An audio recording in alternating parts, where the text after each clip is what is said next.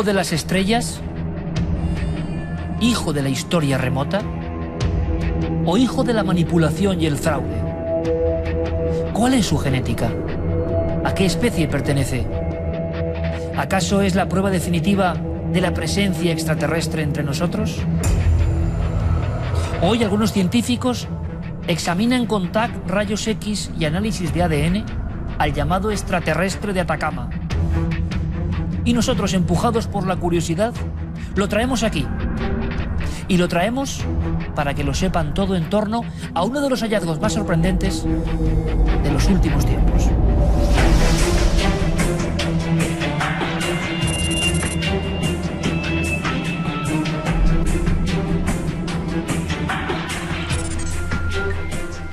Buenas noches, bienvenidos a Nave del Misterio. Ahí lo tienen, en su proporción justa y exacta, milimétrica, unos 15 centímetros y unos pocos milímetros precisamente, recreado por nuestro compañero Juan Villa. Ahí está el ser de Atacama, un ser que ustedes seguramente ya conocían, porque es uno de los ejemplos del bestiario, entre comillas, extraterrestre más célebre.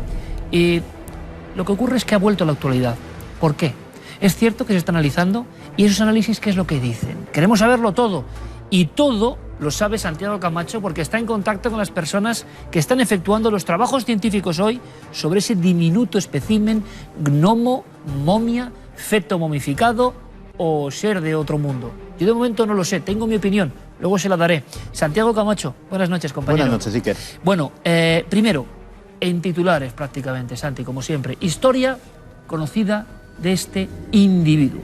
Pues el llamado humanoide o extraterrestre de Atacama entra en el universo de lo extraño en el año 2003, cuando un buscador de tesoros arqueológicos, un huaquero, Óscar Muñoz, en el desierto de Atacama, concretamente en una localidad llamada La Noria, se encuentra en una tumba un envoltorio de lino blanco, rodeado por un lazo de color violeta que llama su atención porque él no ha visto nunca, es una persona acostumbrada a lo que hay en esas tumbas de ese desierto, nunca había visto algo semejante. Al deshacer ese lazo se encuentra con esto, una figura diminuta, una figura humanoide con un extraño cráneo que nos recuerda a esas imágenes de los aliens, a esas imágenes de los extraterrestres que dan esos testimonios de abducidos que todos conocemos, y bueno, sabe que tiene algo que no es usual. Se lo termina vendiendo a el dueño de un pub en la localidad de Iquique, que también sabe que tiene algo extraño y se dedica a cobrar a los turistas por hacerle fotografías. Así es. Lo tienen como reclamo, de alguna forma. Sí, es un reclamo, y además cobraba bastante según se iba haciendo famoso, porque estamos en los principios de la era de Internet. Estos turistas hacían fotografías, el ser de Atacama comenzó a coger cierta popularidad y finalmente llega ni más ni menos que a nuestro país. Llega a Barcelona a través de un ufólogo, Ramón Navia, que es presidente del Instituto de Investigaciones y Estudios Exobiológicos. Y todo un clásico en la historia de la ufología española. Efectivamente, y lo adquiere y lo trae a nuestro país. Y ahí se le pierde, digámoslo así, la pista, forma parte, digámoslo así, de la colección en particular, hasta que entra un personaje en escena, que es Steven Greer. Claro, Santi, interesante, y están viendo imágenes precisamente de un documental que se ha hecho. O sea, 10 años de silencio. Ese extraterrestre, entre comillas, pasa por un sinfín de análisis. Vamos a tener en unos minutos, escasísimos minutos, una conexión directa con uno de los grandes antropólogos forenses del país que ha tenido este ser y lo ha analizado y ha sacado su ADN. Ojo al dato, como decía aquel. Pero lo que ocurre es que después de 10 años de silencio llega este hombre, un doctor, un médico, Steven Greer, que parece que cree en los extraterrestres y que se presta a hacer una serie de trabajos exhaustivos que serían imposibles prácticamente. Steven Greer no es que crea en los extraterrestres, es que ha consagrado su vida a la desclasificación de los posibles secretos de carácter ufológico que tienen los Estados Unidos. ¿Y cuándo este doctor conoce el ser de Atacama? Pues realmente lo conoce cuando visita nuestro país en el marco de unos actos que se celebran en Barcelona, concretamente unos actos de exopolítica en 2009, y allí parece ser que traban conocimiento Steven Greer y Ramón Navia. Y Steven Greer se interesa muchísimo por la naturaleza de este ser, de esta diminuta momia, y es cuando decide incluirlo en el proyecto de un documental que está preparando sobre todo, digámoslo así, todo su periplo a lo largo de su vida sobre los extraterrestres. Consigue una financiación muy amplia que le permite ¿qué? Le permite hacer un estudio como nunca se ha hecho de esta momia. Se va a Barcelona provisto de equipo, microscopios, contenedores especiales provistos por la Universidad de Stanford para tomar muestras. Y además allí en Barcelona se hacen placas de rayos X, un estudio de rayos X completo y un TAC, una tomografía axial computerizada, que da una imagen en 3 dimensiones, no solamente de la morfología externa, sino del interior, donde se pueden ver los vestigios de antiguos órganos, de pulmones, de corazón, etcétera, etcétera. ¿Y qué se encuentran, Santi? ¿Qué sabemos? Pues todo esto, Steven Greer vuelve a Estados Unidos, vuelve a la Universidad de Stanford y se lo entrega a 2 personas, concretamente Gary Knowland, profesor del Departamento de Microbiología de la Facultad de Medicina de la Universidad de Stanford, y Ralph Lachman, que pasa por ser el mayor experto mundial en enfermedades óseas infantiles. Y llegan a unas conclusiones muy curiosas. El profesor Lachman afirma que esto es un ser humano. De hecho, el análisis de ADN, según el profesor Nolan, esto lo corrobora al 99,99% de certeza. Es decir, no estamos hablando ni de un mono, ni de algo construido, ni de una... ¿Que se llegó a pensar? Sí, sí, que podía ser un muñeco. Ni, desde luego, de un extraterrestre. Es un ser que, por espacio breve o no, estuvo vivo. Eso es la gran sorpresa y la gran, digámoslo así, la gran novedad del estudio de la Universidad de Stanford. Y dicen que el análisis óseo, dicen que este ser diminuto pudo llegar a estar vivo no unos días, ni siquiera unas semanas, pudo ser un ser de 6 años. Dejan una puerta abierta. 6 años con este aspecto, 15 centímetros de alto. Se habla de una de las momias, de ser una momia humana más pequeñas del mundo, si no la más pequeña. Sí, estamos hablando de un ser absolutamente diminuto y que el sentido común, o sea, lo que sería la mera observación nos diría, esto si es un ser humano, evidentemente es un ser humano no nacido. Cosa importante y que ustedes tienen que valorar y saber, y es que Santiago Camacho, hoy mismo, hace unas horas, ha estado en contacto revisando información con las personas de Stanford que han hecho este análisis. Yo creo que eso es muy importante, porque yo lo dije de inmediato a Santi, confirmemos, por mucho que lo diga un documental de alguien que cree en extraterrestres, por muy doctor que sea, que Stanford está metido en esto. Está metido en esto, hasta el cuello y demás, y creo que con mucha expectación. Sí, Gary Knowland, además, aparte de ser un gran científico, es un tipo muy amable, nos ha atendido con... Como suele ocurrir con los científicos americanos, por otro lado. Pues nos ha atendido, nos ha dado toda clase de facilidades, nos ha mandado los facsímiles de sus informes preliminares, y la verdad es que piensan que están ante un descubrimiento. Bien sea porque están ante el descubrimiento de un ser nacido de un tamaño diminuto, de lo que podría ser algo absolutamente insólito, o bien porque, y es la otra explicación que le dan, si el análisis óseo está en lo cierto, y ellos piensan que sí, lo que han descubierto es una enfermedad degenerativa, como puede ser la progeria. La famosa progeria. Pero desconocida hasta el momento, que pudo dar a los huesos el aspecto y la densidad de a un feto, de un nacido, de un ser ya nacido, de un ser mucho mayor. O un feto viejo prematuro, de alguna forma. Entonces están en ello, o sea, lo que tienen ahora son datos, o sea, lo que saben lo saben seguro, es decir, lo que han anunciado están perfectamente ciertos de ello. Los análisis de ADN se completarán en aproximadamente un año. O sea, para que veamos hasta qué punto van a ser exhaustivos, se están llevando a cabo en varios laboratorios. Han podido determinar que pertenece al genotipo B2, que es el de la costa occidental del sur de América, es decir... Chile, Perú... Efectivamente, se corresponde perfectamente a lo que es. Lo único que les tiene desconcertados es que para ellos este ser con este tamaño no concuerda, es decir... estaríamos hablando de que las características morfológicas serían de un niño de 6 años, pero realmente el tamaño les despista muchísimo. ¿Y qué cree el doctor Steven Greer? ¿Qué cree él, que es el que intuye que aquí hay una pieza fundamental para ese proyecto verdad sobre los ovnis? Bueno, una cosa antes, tengo aquí, el equipo me ha pasado algunas fotografías de momias andinas, momias de diferentes lugares, y realmente, bueno, se podría trazar alguna similitud.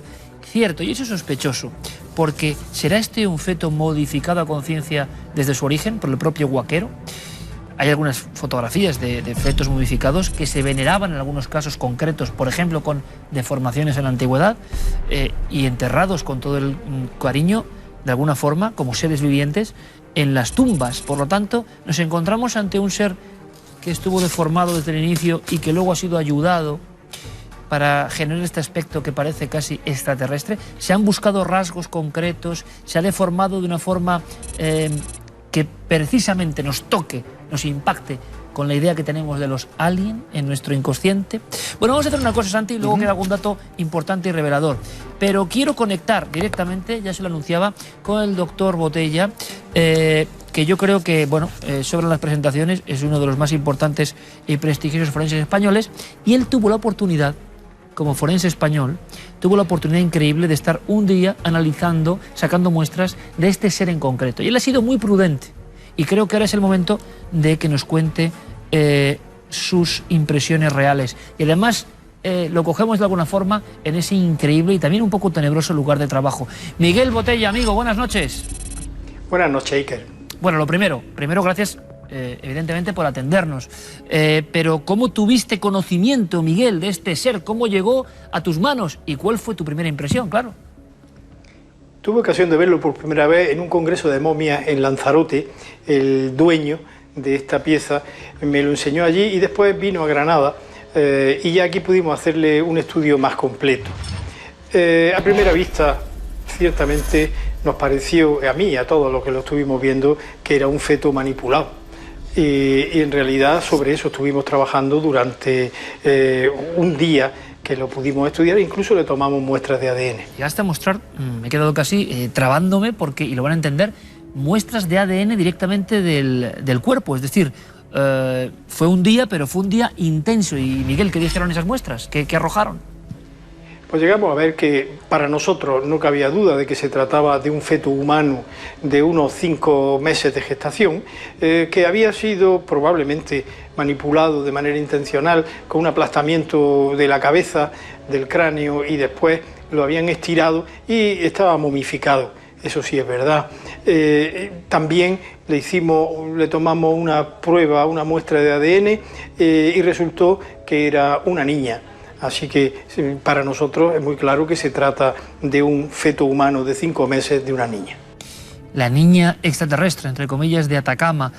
Algo de lo que dices, Miguel, concuerda con mi teoría, aunque hay cosas que se me escapan. ¿Qué opinas tú de los análisis de la prestigiosa Universidad de Stanford, donde, como comenta Santi, existe esta emoción en torno al ser del desierto? No conozco el estudio de la Universidad de Stanford, salvo ese estudio que se ha puesto en la televisión, que he visto en los medios de comunicación, pero desde luego para nosotros no se trata de nada anómalo, no se trata de un ser con ninguna característica especial, sino que, como digo, no cabe duda que se trata de un feto humano, de un feto femenino y nada más. Es probable que pueda tener algún problema genético, es probable, pero iría dentro, para mí, dentro de lo humano, dentro de la variabilidad genética humana o dentro de la anomalía genética de los seres humanos. Bueno, el apunte rapidísimo, directo, el recuerdo de un ser que desde luego por aspecto es muy infrecuente, pero Miguel, tú lo tenías clarísimo. Como claro es nuestro agradecimiento siempre en el Laboratorio de Antropología Forense de la Universidad de Granada. Miguel Botella, como siempre, un honor. Gracias, amigo. Un placer, como siempre, Iker. Buenas noches. Pues yo me quedo con la encrucijada, porque ahora sí que no sé qué pensar. No solo dar mi opinión así libremente, pero yo he estado en esos desiertos de Atacama, yo he estado en el lugar donde aparece el hallazgo. Y la salinidad y la sequedad del terreno produce modificaciones muy extrañas. Lo que dice el doctor Botella, Santi, yo creo que tiene bastante que ver con la personalidad de algunos guaqueros buscando fortuna. El aplastamiento del cráneo. Y luego la capacidad, ha ocurrido en otras ocasiones, como en el ser de Metepec y otros tantos, la capacidad casi artística, muy afinada en ciertas partes de los Andes, para, bueno, modificar un poquito, ¿no? Porque esta sonrisa que yo veo aquí, Santi, es verdad que puede ser la sonrisa un tanto inquietante o sardónica de las momias. Estos ojos me parecen completamente antinaturales, aunque parecen fetales. Yo creo que es un ser, lo digo porque puede interesarles, puedo estar perfectamente equivocado, que ya tenía unas malformaciones de nacimiento. Esas malformaciones, como ocurría en Egipto con el mundo de Akenatón, o como ocurría en el Perú y en Chile con los vendajes craneales infantiles, quizá en su tiempo antiquísimo, provocaron, ¿no?, una adoración ya lo suficientemente fuerte como para que ese ser fuese enterrado con todo su honor y su gloria. Y luego, un huaquero, evidentemente, ante un ser ya quizá deformado, quizá con el cráneo aplastado, pues puso de su parte, porque lo que no se puede hacer es quebrar el cráneo de una momia cuando ya está momificado, porque se rompería y no hay ningún tipo de tegumento ni de ligamento. Bueno, es una teoría más, el doctor Botella lo tiene muy claro. Ahora, entonces, ¿por qué en Stanford están tan emocionados, tan impresionados? Y yo no sé si hay algunas en la manga de Steven Greer o de estos analistas americanos. Vamos a ver, en Stanford, en el fondo, la opinión que tienen no es tan diferente de la del doctor Botella. Ellos también están 100% seguros de que efectivamente se trata de un ser humano y también están 100% seguros de que hay algún tipo de alteración genética o de mutación. Eso lo ha dicho también el doctor Botella. Están tan entusiasmados porque piensan que están ante el primer espécimen, ante una mutación nueva. Es decir, que podrían, digamos, pasar a los anales de la ciencia por el descubrimiento de un espécimen absolutamente inédito. Esa es, digamos, la fuente de su entusiasmo. No están... Ahora, el doctor Greer, ¿qué piensa? Él sí que cree que esto es mucho más que una mutación. Sí, realmente él ha aceptado los resultados de Stanford con cierta deportividad, porque digámoslo así, que no encajaban en toda la amplitud de lo que él pensaba, pero aún así se deja abierta la puerta a que tal vez pudiéramos hablar de algún tipo de hibridación, tal vez pudiéramos hablar de algún tipo de experimentación genética. Quién sabe, pero digámoslo así, que en ese sentido la honradez hay que reconocerse al menos en ese punto. Los resultados que le ha dado la universidad los ha aceptado al pie de la letra. Pero, claro, se abre otro campo. ¿Hubo contactos entre culturas de otro mundo y remotísimas civilizaciones, por ejemplo, de América? ¿Hubo hibridaciones entre seres desconocidos y seres humanos? ¿Hubo algún tipo de experimento genético? Bueno, ahora se agarran a eso, pero nosotros lo que sí dejamos aquí claro, Santi, es que tanto a los investigadores españoles como americanos que han tenido que ver con esto, que aquí tienen su sitio si quieren, indagar, dar datos y continuar, porque la historia, y sobre todo si no está modificada, el ejemplar en sí es tan asombroso, yo creo que no cabe lugar a la duda, que estamos ante una página interesantísima para saciar nuestra curiosidad. El Ser de Atacama, que hoy nos ha visitado, y Santiago Camacho con los datos frescos directamente de la Universidad de Stanford. Gracias, Santi, como siempre. Muchísimas gracias, Iker. Ha sido un placer y espérense porque lo que viene es tremendo. ¿Por qué? Porque hablamos de investigación de un científico. Pasamos de unos científicos que se han metido en esto, acabamos de ver el doctor Botella, pero ahora queremos dar un giro, otra vuelta de tuerca, que decía el famoso literato, ¿no? Nos marchamos al Teatro Cervantes de Almería porque hay, y ustedes lo han visto en nuestro avance, había una serie de fenómenos y el doctor Gaona se ha prestado como científico para investigar. Directamente el científico en aislamiento, en sensación, en miedo.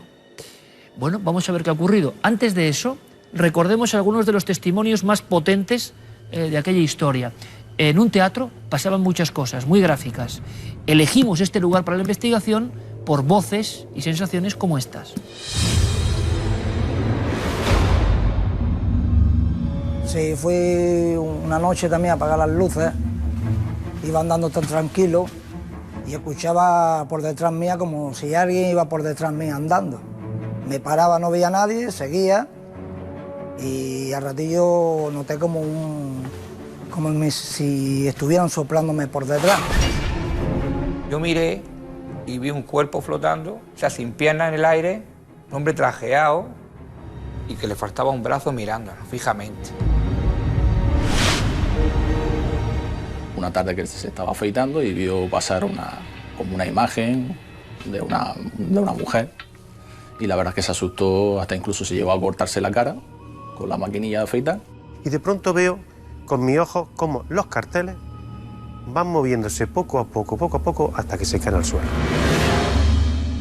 Me entró un escalofrío tremendo, inmediatamente me levanté y fue la última vez que yo me quedé solo en el despacho trabajando. Hay gente que ha salido corriendo de la cabina, llorando y todo, diciendo que no quería subir arriba, diciéndole que venía el jefe, que ni jefe ni nada, que no subía para arriba.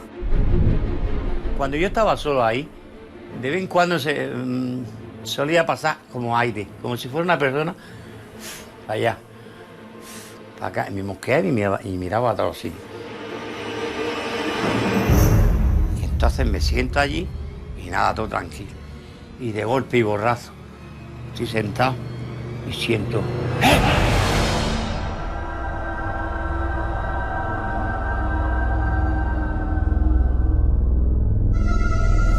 Muchos testimonios, hablando exactamente de lo mismo, de las mismas sensaciones, presencias, visiones. Todo ocurre en el mismo lugar. Hemos estado en ese lugar y sobre todo quiero agradecerle al doctor José Miguel Gaona que se haya prestado a esta investigación y de verdad, nosotros admiramos al doctor Gaona, pero todavía más, porque no es nada sencillo decir, bueno, yo voy a investigar, voy a jugármela y voy a ver qué pasa con mi criterio, con mi raciocinio, con mi amplísima experiencia, con mi currículum, sin ningún temor.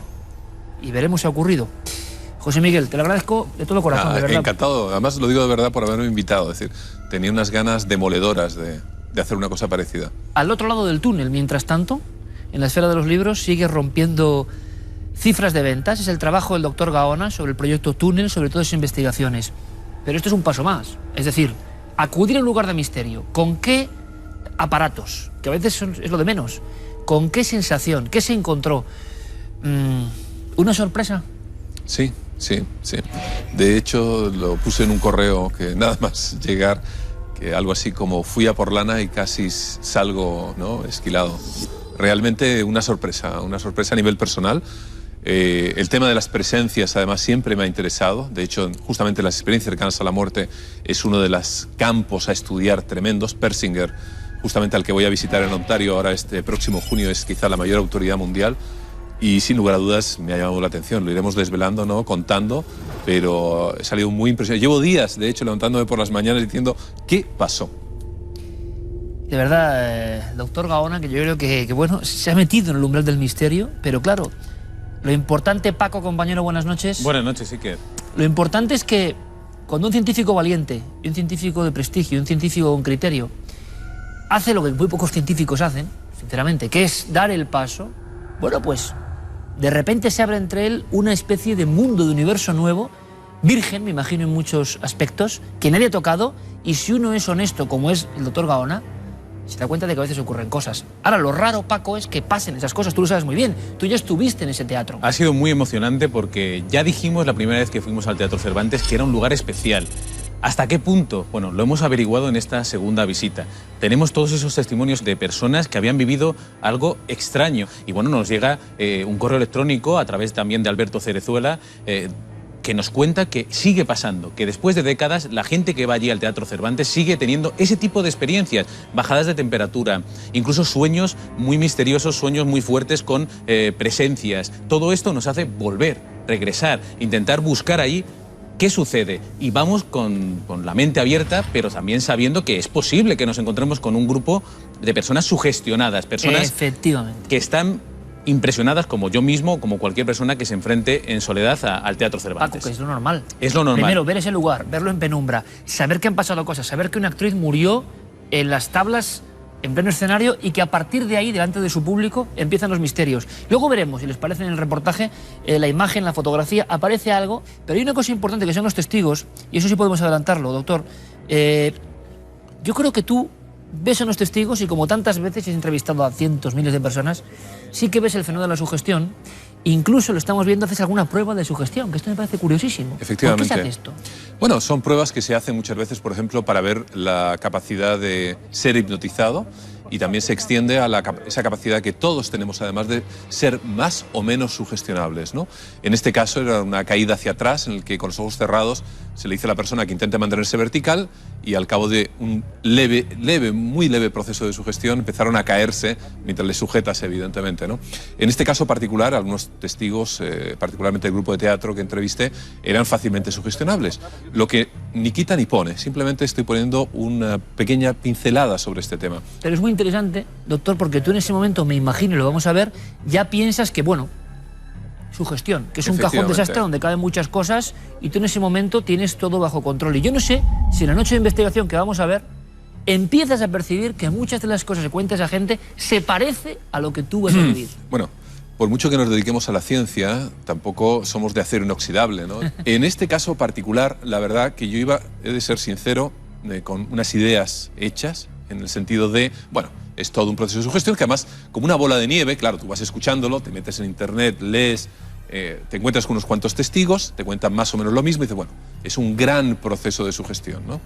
Hasta que pasó lo que vamos a ver, ¿no? ¿Qué vamos a verlo, doctor? Que tiene, además, cuidado, tiene lo aclararemos, pero tiene un interés desde el punto de vista también de la neurofisiología, desde el punto de vista de la psicología, y quizá hay una parte ahí, ya el coletazo ese final que se nos escapa, que quizá es por el que llevo tantos días, no digo sin dormir, ¿no?, pero levantándome un tanto preocupado. ¿Llegas a inquietarte? ¿Solo puedes adelantarnos esto? ¿Llegas a sentir, yo no sé si temor, una inquietud al límite? Algo que no es habitual, que en tu vida, que yo creo que una vida de psiquiatra, de investigador, de un sinfín de fenómenos de la mente, es una vida que ha tenido contacto con muchos momentos, ¿no? ¿Y este momento se parece a algo, doctor? Sí, realmente el sitio en sí es inquietante, ¿no? Y luego también todos llevamos en nuestro ADN más básico una serie de directrices fijas ahí, a piñón fijo, como si fuese nuestro hardware, ¿no? El miedo, por ejemplo, a la oscuridad. Luego el estar aislado también influye muchísimo. Es decir, se van sumando una serie de cuestiones que afectivamente no te dejan indiferente, por mucha ciencia a la que te dedicas. Todo eso explica lo que vivió el doctor Gaona. Vamos a verlo y luego vamos a analizarlo. Quédense, por favor. Bueno, yo creo que hay dos cosas importantes. Primero, el agradecimiento a nuestro compañero Alberto Cerezuela, que una vez más ha movido todos los hilos y ha hecho de investigador de base, y de verdad estamos muy agradecidos porque vuelven a abrirse las puertas del teatro para que sigamos investigando, y quiero que quede muy claro ese agradecimiento a tanta buena gente como Alberto, que hace que este programa evolucione, continúe y pueda permitirse estas experiencias. Y por otro lado, cuidado con lo que dice Paco, ¿no?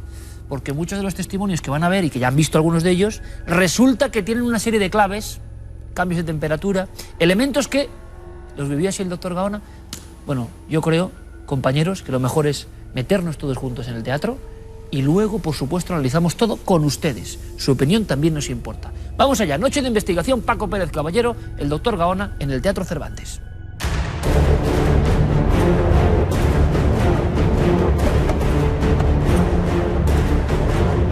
Una persona que liga los fenómenos extraños Muy con bien. una historia asombrosa que ocurre aquí en el Teatro Cervantes. Conchita Robles murió actuando ante su público la noche del 21 de enero de 1922. Pues este es el pasillo por el que se mueven los proyeccionistas. Por el pasillo por el que han salido huyendo gran parte de ellos. La verdad que es un tanto asfixiante. No había nadie. Estamos todos aquí abajo en el patio de butacas y en el escenario. Y de pronto cayó una bolsa enorme de cables desde arriba de la tramoya.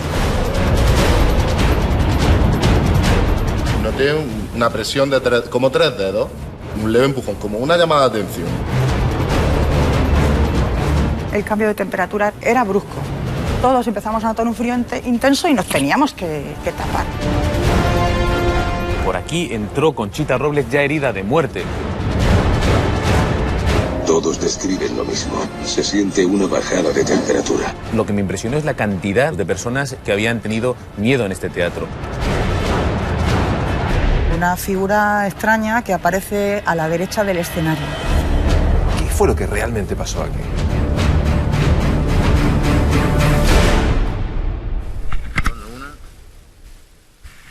¿Qué tal ahí? Grabando 3. José Miguel, te vamos a dejar ahora en completa soledad. Tienes 2 cámaras Night Shot, llevas una cámara subjetiva además para registrar tus movimientos cuando des la vuelta por el teatro. Vamos a dejar también una grabadora de sonido que en estos momentos activo y que voy a dejar a mi salida para registrar cualquier sonido también extraño. Perfecto. Y estamos en contacto mediante walkie-talkie. Espero que nos vayas contando todas tus impresiones, todas tus sensaciones. De acuerdo. Nos vemos en un rato. Venga, chicos. Hasta luego. Hasta luego. Adiós.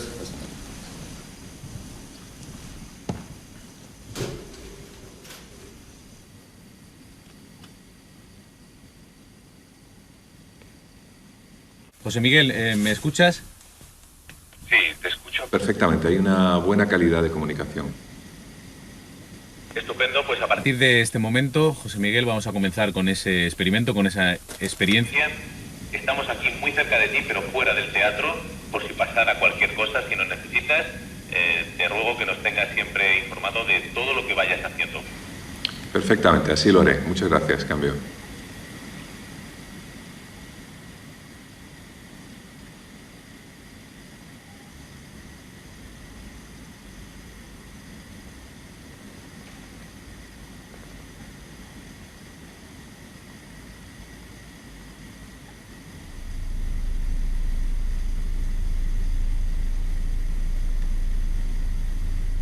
Paco, ¿estás ahí?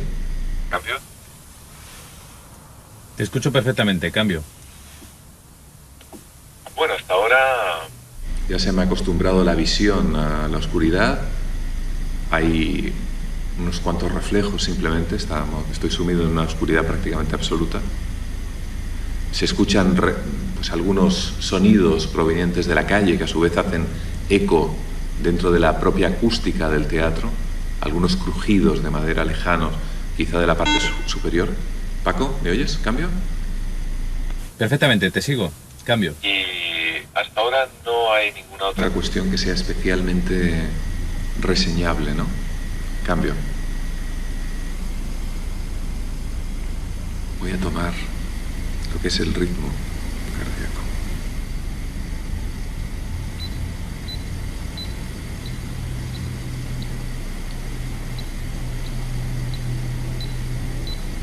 Esto durante 30 segundos me hace un electrocardiograma automáticamente. Antes, en situación de reposo, tenía 80 y algo pulsaciones. Vamos a ver cuántas tengo ahora. 90.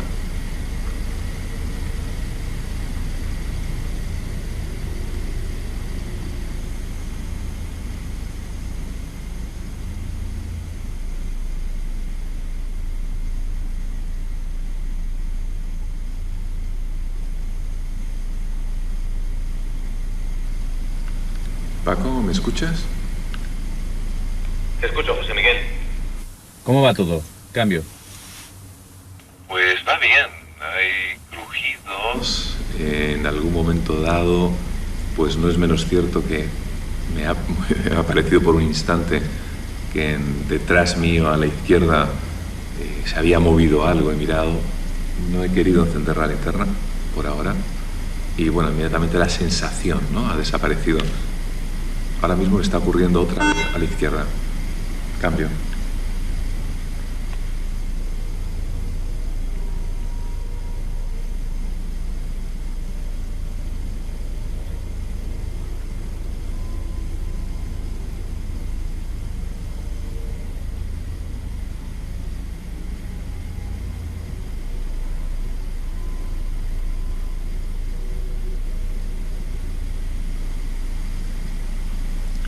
Paco. Te escucho, José Miguel, cambio. Evidentemente podrá ser muy subjetivo o no, pero lo que sí estoy notando es un frío, una disminución importante de la temperatura ahora mismo. Nosotros estamos en el exterior. Tenemos las puertas de la furgoneta abierta. Y no hemos notado ningún cambio. No, ya, me lo imagino. Además no es normal porque es como una caída brusca. Es decir, tampoco percibo en absoluto ninguna corriente de aire, pero no es menos cierto que mi sensación subjetiva es de una caída muy brusca de la temperatura. Pues mira, te voy a ser sincero, la sensación que estoy teniendo es que hay alguien sentado detrás de mí. Cambio. Me dejas totalmente helado, José Miguel. ¿Cómo puedes describir esa sensación? Evidentemente imagino que será mi propio cerebro, ¿no? El lóbulo temporal derecho, que es el que fabrica la sensación de presencias y todo este tipo de cuestiones. Pero la sensación es de que alguien te está mirando desde detrás. Además es muy curioso, porque noto como si estuviese sentado detrás mío, a mi izquierda exactamente.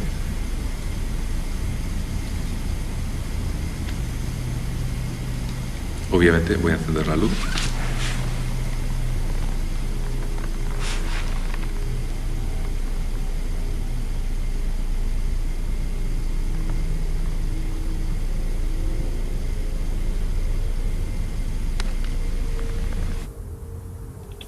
Paco, he encendido la linterna y lógicamente no hay nadie, ¿no? Pero bueno, la sensación es muy curiosa.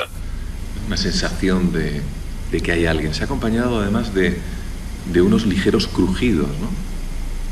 Pero curiosamente ha sido a la inversa. Primero he notado la sensación y luego los crujidos. Es decir, no es que estos segundos me hayan inducido a pensar que había alguien.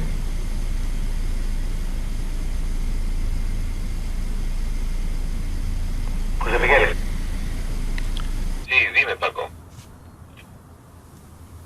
te voy a pedir que lentamente te levantes, cojas una de las cámaras y, acompañado por la cámara subjetiva, te des una vuelta por el teatro y vayas describiendo cada cierto tiempo, contactes con nosotros y nos digas dónde estás y lo que vas sintiendo. Perfecto. Justamente ahora, cuando estabas hablando, ha habido un fuerte ruido al lado izquierdo, donde estaba la presencia esta, ¿no?, de la que os he hablado hace un momento. Pues voy a desanclar la cámara. Y os iré contando, cambio. Estupendo.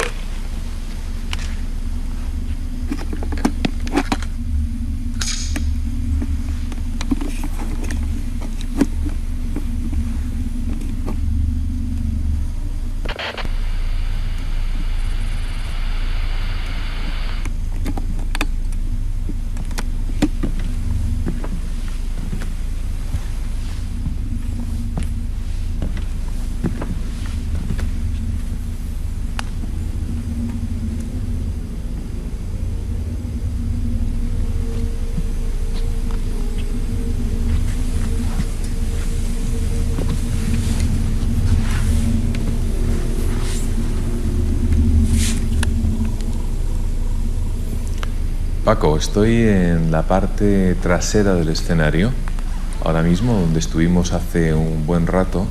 Me encuentro justamente en el propio centro y estoy echando un vistazo, se ve todo relativamente normal. Ahora te cuento una cosa, cambio. No te sí que estamos todos pendientes de ti. Cambio.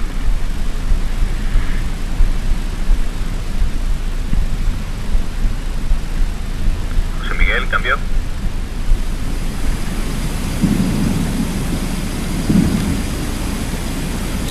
No os lo vais a creer, es decir, no os lo vais a creer, pero la presencia que estaba detrás mío, ahora mismo, y no me preguntéis ni cómo ni por qué, pero se ha acercado por el pasillo central y ha habido un ruido en los escalones. Cambio.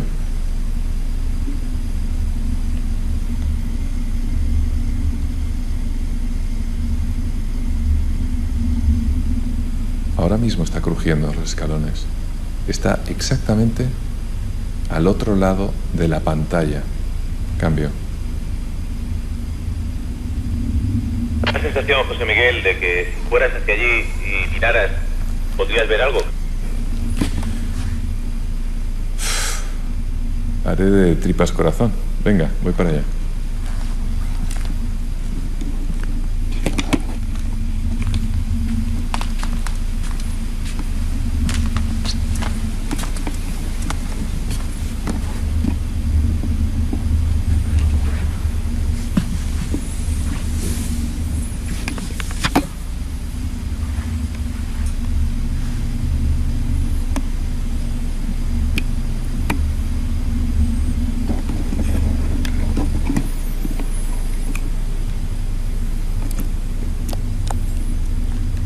Paco, mira, ahora estoy en la parte frontal del escenario, ¿vale? No veo nada, pero al salir a la parte frontal del escenario hace un frío brutal.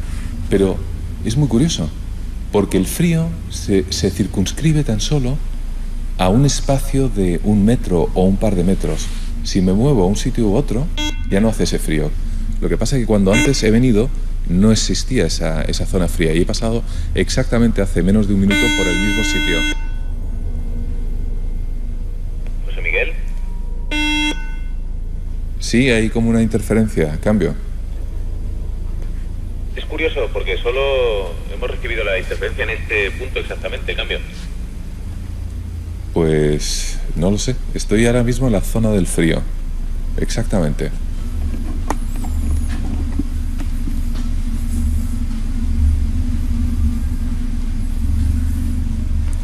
Paco, cambio, ¿me escuchas? Te escucho, José Miguel, cambio.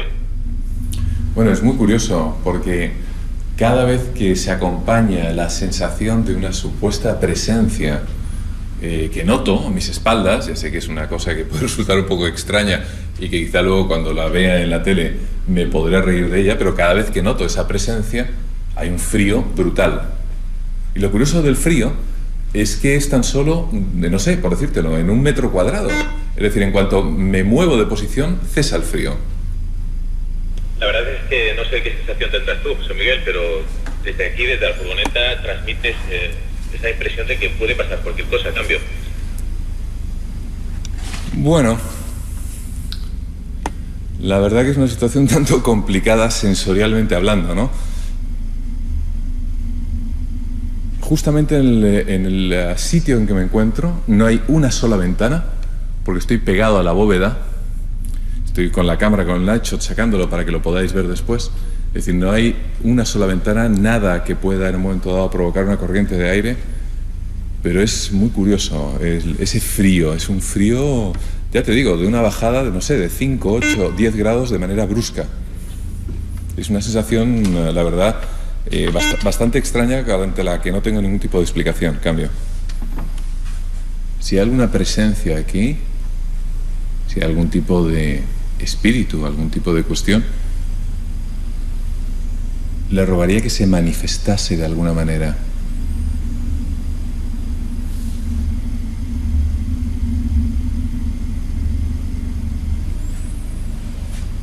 Ahora mismo me encuentro en el lugar donde la actriz Conchita Robles cayó justamente encima del escenario, exactamente en este sitio. Y bueno, la sensación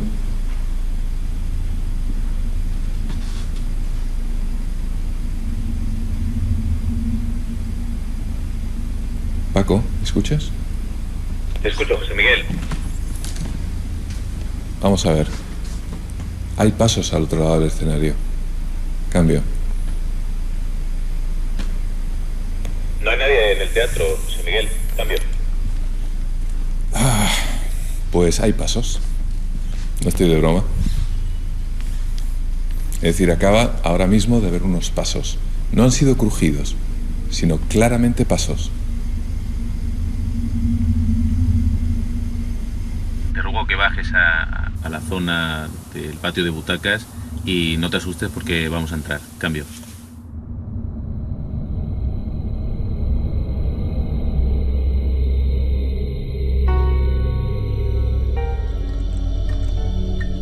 Doctor Gaona, ¿qué opinas de lo que hemos visto?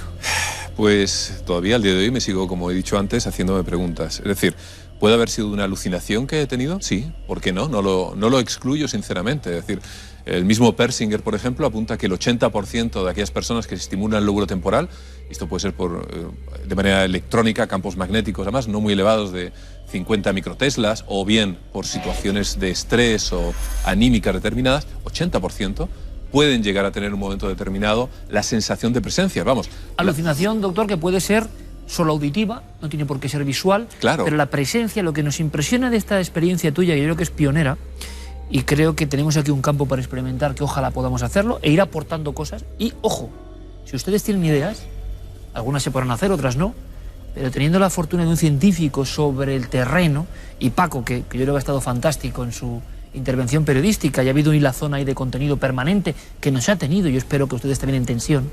Lo asombroso es que hemos visto un doctor absolutamente tranquilo, confiado, después de analizar los testigos, y va ocurriendo algo que de pronto tiene que ver mucho, si es una alucinación, no lo sabemos, con lo que contaban los testigos, y quizá también han alucinado o no, pero lo del frío, efectivamente, lo de los pasos. Y a mí lo que me impresiona es que yo te conozco bien, doctor, sé quién eres, y el público también sabe, es científico de primer nivel, cómo ya hay un momento en que no tienes lugar, no tengas ningún tipo de duda, ¿no? Y dices, noto una presencia que lograrías identificarla casi, ¿no? Sí, mirad, la presencia, se lo comenté a Paco en su momento, podía identificar exactamente el asiento donde se encontraba. Yo sé que esto puede resultar exagerado, ¿no? Pero la sensación era tan brutal que una vez que me comencé a girarme, cuando estaba sentado, podía identificar exactamente el asiento, y más aún, cuando me dirijo al escenario y voy por la parte de atrás de la pantalla de proyección, en un momento determinado oigo como esa presencia, no solamente lo oigo, sino que siento también la sensación que sube esos 5 escalones que no se me quitarán nunca de la memoria, y lo escucho. Y de hecho, creo que, lo veremos, ¿no? Pero ha quedado registrado un sonido y además en ese teatro chasqueabas unos dedos, se escuchaba en todo el teatro. Era muy difícil confundirlo con otro tipo de sonido aparte de lo que son nada menos que... Pero vamos a ver, doctor, hay algo que yo... ¿Cómo una cosa que no se llega a ver se siente de esa forma inequívoca? Que es lo que muchas veces testigos que no son científicos, que la propia ciencia desecha su contenido porque dicen, bueno, se habrá imaginado. ¿Cómo la imaginación, si es que es imaginación, yo lo dudo mucho, llega a tener casi esa corporeidad en la intuición del corazón, del alma, del cerebro de una persona? Eso es todo un mundo por investigar. De hecho, a nivel mundial prácticamente hay una sola persona, que es el mencionado Persinger, que lo hace en la Universidad de Ontario, ¿no? Una escéptica como Susan Blackmore, una científica de lo más escéptico que hay, de hecho es anti todo este tipo de cuestiones, viajó y se encontró con Persinger y ella salió maravillada, asustada, porque había también notado la sensación de presencias bajo estimulación magnética. ¿Qué puede haber sucedido? En primer lugar, evidentemente, que yo mismo haya sufrido un proceso de sugestión. En segundo lugar, sin embargo, he tenido mi debate dialéctico conmigo mismo, ¿no? Puedo haber tenido un proceso de sugestión en cuanto, por ejemplo, al tema de la bajada de temperatura, el frío. Era evidente. Claro, no, era un frío evidente, pero lo que me llama la atención es por qué el frío ocurría en un metro cuadrado y en el metro cuadrado al lado prácticamente para nada, ¿no? ¿Por qué coincide en un momento dado, que es en el mismo sitio además que la cámara, justamente deja de grabar y se estropea? ¿Qué pasó con eso, Paco? Yo tengo todavía el vello de punta al volver a verlo porque íbamos los dos con una actitud muy profesional, muy científica, y yo conozco también hace muchos años al doctor Gaona. Al principio, de hecho, luego bromeé con él diciendo, bueno, parecía que venías a reventar un poco el reportaje porque, claro, hablaste con los testigos con una frialdad, tratándolos pues absolutamente desde el punto de vista más escéptico posible. Y yo veo en José Miguel esa transformación absoluta. Yo no sé si se nota en el reportaje, pero yo dentro de la furgoneta hay un momento en que doy un respingo porque no me esperaba para nada que el doctor Gaona me dijera que estaba sintiendo una presencia. Realmente. Hasta el frío, ¿no? Porque hay momentos, evidentemente, de... de silencio, que no se ve. De silencio absoluto, que tú no sabes lo que pasaba y te llegas a preocupar. Por eso hay momentos en que yo le llamo José Miguel, porque claro, él está en silencio, está viviendo esa experiencia tan intensa. Yo creo que llega un momento en que él mismo dice, bueno, hasta aquí podía yo explicar y ahora ya no sé lo que está pasando con esos pasos. Sí, hay un momento que sinceramente me desborda. Es decir, cuando estoy ya al otro lado del escenario, he escuchado los pasos iniciales de esa supuesta presencia que sube los escalones y que se mantiene al otro lado y finalmente me desplaza hacia un lado. Y también noto que no solamente la presencia se desplaza, sino también la escucho y en algún caso queda grabado el sonido. Te sonríes porque que me parece muy interesante porque te ocurre lo mismo en la grabación, que es como una risa ante qué, ante no saber muy bien explicar. Vamos a ver, mi lóbulo temporal derecho se está volviendo loco, estoy teniendo una alucinación, Persinger tiene la razón. Tienen razón todos los trabajadores, el dueño, la limpiadora, el grupo de teatro. Y de repente estoy solo aquí con el único vínculo que es el Paco Pérez Caballero, que se encuentra afuera afortunadamente.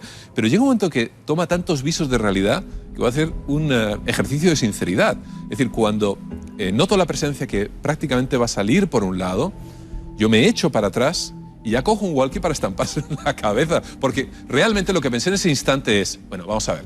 A, me están gastando una broma. B, se ha colado un trabajador en el teatro, es un teatro muy grande, por error. Ha ido por la noche a, yo que sé, a cambiar unas historias y realmente hay una persona aquí, ¿no? Pero claro, intento sorprenderla, doy la vuelta al escenario para pillarla por otro lado, pero no hay nadie. No solamente no hay nadie, sino que tampoco, lo digo para los telespectadores escépticos que pueden decir, bueno, alguien se coló, no te diste cuenta y luego se escapó. Pero es que tampoco hay pasos de huida o de alejamiento. No, y que nosotros estábamos fuera, también hay que aclararlo. Las personas que estábamos a esas altas horas de la madrugada en el teatro, estábamos fuera todos en la furgoneta. Las personas que nos acompañaron, que nos abrieron y nos cerraron las puertas. Y no solo pasa eso, José Miguel, es que después, de hecho, el reportaje empiezan a verse algunas sorpresas. Por ejemplo, esa cámara que deja de funcionar. No sabemos por qué, porque tenía cinta, tenía batería, no sabemos por qué deja de funcionar justo la cámara que está puesta en ese lugar donde tú percibes el frío. Además, en ese mismo lugar fallan los walkie-talkie que no habían fallado en toda la noche, que tenían muchísimo alcance, además, como tú dices al principio del reportaje, tenía una magnífica calidad de comunicación. De repente fallan en ese lugar también. Tenemos una grabadora de sonido que no capta nada especial, pero que durante todo el rato está con un sonido como de estática, que es difícil de comprender, nunca nos había dado ese fallo. Bueno, será un fallo técnico, pero una cosa más. Claro, esto podría, abriendo el abanico, decir, está ese cementerio en unas circunstancias, en una encrucijada de energías, de corrientes magnéticas, que puedan afectar también al cerebro. Acuérdate, Iker, que por debajo va el refugio en el que estuvimos de Almería y donde también hay fenómenos. Lo comentamos en su momento. El refugio aquel tan terrorífico. Exacto.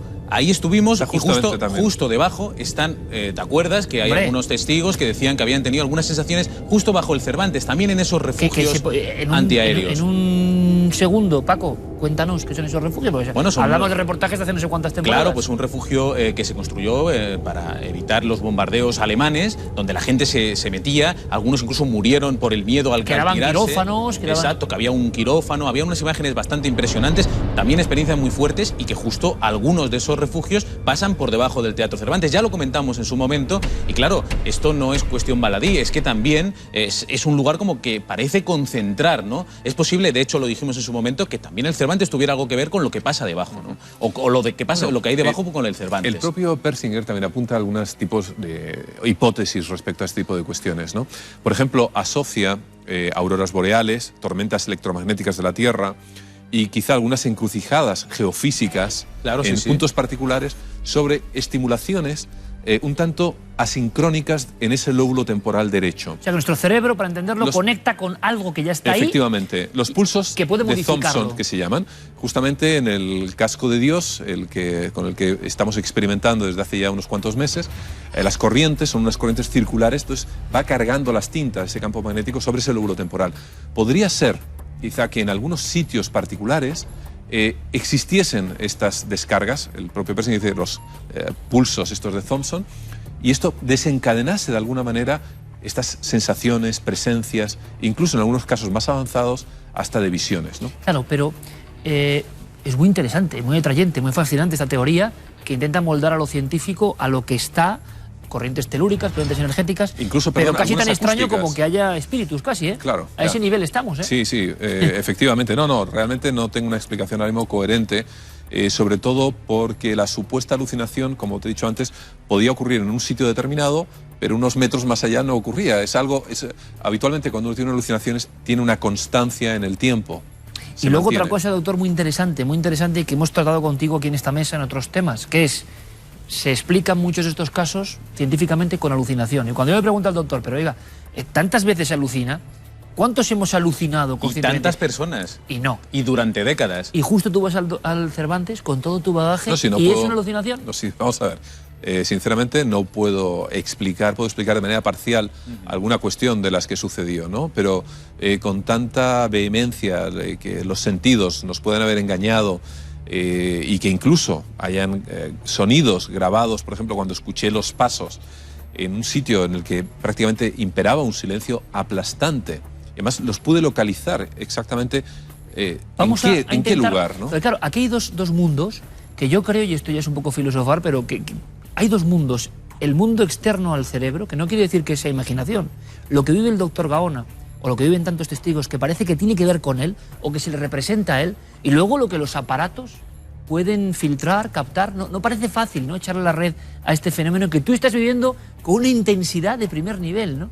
Pero es la misma intensidad. Es que va increciendo, realmente. Es decir, inicialmente es verdad que es un sitio inquietante, pero ya veis que me lo tomé con cierta filosofía. Incluso las pulsaciones cardíacas eran un poco más elevadas de 80 y algo que las suelo tener, cosa que no es de extrañar porque momentos antes habíamos estado caminando, subiendo escaleras, normal. Sí, te veía muy tranquilo, muy tranquilo. Pero hay una serie de actos que empiezan a desencadenar cosas. Claro, no concuerdan con los conocimientos que en un momento dado pueda tener, no se sincroniza con la neurofisiología y además pertenecen como a mundos distintos, ¿no? Qué interesante que alguien que sabe tanto del cerebro primero participe en estos experimentos, ojalá aprendamos algo, ¿no? De momento es una circunstancia que no es la habitual y eso ya es una pista o autopista para aprender. Nuestro equipo ha preparado algunos bloques. Paco, ¿qué vamos a ver? Cuéntanos. Yo creo y espero que los espectadores tengan la posibilidad de escucharlo, porque te decía que al enfrentarnos al reportaje, al recuperar esas cintas, nos encontramos con una cinta que deja de funcionar, nos encontramos con sonidos que confirman lo que ha oído José Miguel. Yo no sé si esos son pasos o qué es, pero que es algo y que es ajeno a él, está claro. Y esa es la sorpresa que nos llevamos Yo también. tampoco puedo decir que sean pasos, porque más aún sería sorprendente que un supuesto ente, espíritu, lo que fuese, tuviese un volumen como para hacer crujir. Claro, pero lo vives evidentemente, un muy peso. cerca y realmente parece. Pero son compatibles, efectivamente, con pasos. Y sea lo que sea, es lo que oyen también los testigos. Vamos a intentar recuperar algunos de esos momentos y ojalá entendamos algo. Ahora te cuento una cosa, cambia. No, sí que estamos todos pendientes de ti. Cambio. José Miguel, cambio.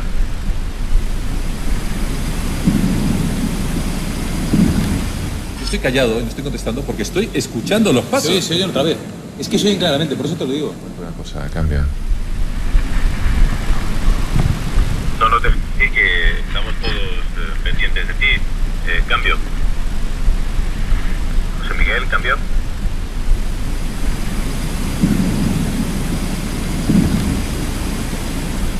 El doctor, además, en ese momento, es importante, está girando sobre sí mismo. Y dices, claro, ¿puede ser el propio caminar del doctor Gaona en ese momento? A mí no me lo parece, porque eso parece como algo que se va alejando. No, de ahí. además sí que yo que he revisado toda la cinta, he descartado primero que fuera el latido de su propio corazón. Si se pone uno los cascos y los sube al máximo nivel, incluso en la cámara que lleva subjetiva, se puede llegar en algunos momentos a escuchar el corazón, que va muchísimo más rápido. Porque hay No una es cámara del ese doctor paso. Gaona que va aquí. Sí, y se oye pum, pum, pum, pum, pum, pum. Eso creo que en casa no se va a poder apreciar. Y sin embargo esos golpes, pum, pum, se oyen perfectamente. Pero más aún, y por- parecen otra cosa. Para mí, la claridad de esos pasos era tan absoluta que por eso en ese momento Paco Pérez Caballero me está llamando, demandando a ver una respuesta. ¿Tú te pero quedas? Yo estoy silente como un animal amenazado, literalmente, en la oscuridad, diciendo, a ver. ¿Te sientes amenazado en ese momento? Y, claro, imagínate por un momento el escenario. Nunca mejor dicho, además. Estoy en el escenario del teatro en la oscuridad absoluta. Llevo prácticamente ahí una hora con las luces totalmente apagadas. Escucho esos pasos que también los telespectadores pueden haber oído. Entonces, evidentemente, adopto una actitud casi defensiva. El walkie más lo utilizo casi como un arma potencial y me echo hacia atrás, que hay una barra de bar donde habitualmente hacen fiestas o recepciones y tal y cual, para tenerme, nunca mejor dicho, las espaldas protegidas. Es algo instintivo, ¿no? Es decir, me echo para atrás para, a lo que me fuese a enfrentar, tenerlo delante. Esto también es muy subjetivo, claro, pero lo que escuchamos tampoco parecen unos pasos, es muy curioso. Es Parece muy como curioso. el eco de unos pasos o algo, pero tampoco son unos pasos evidentes de una persona que No, está hay ahí. que advertir al espectador que lo único que se ha hecho es subir el volumen Sí, al sí, máximo sí. para que puedan escucharlo. No está manipulado A mí me gustaría de escucharlo ninguna otra vez, manera. Paco. Por supuesto, Vamos a ver escucharlo. si podemos escucharlo y simplemente saquen sus conclusiones. Normal. Ahora te cuento una cosa, cambia. No, sí que estamos todos pendientes de ti. Cambio.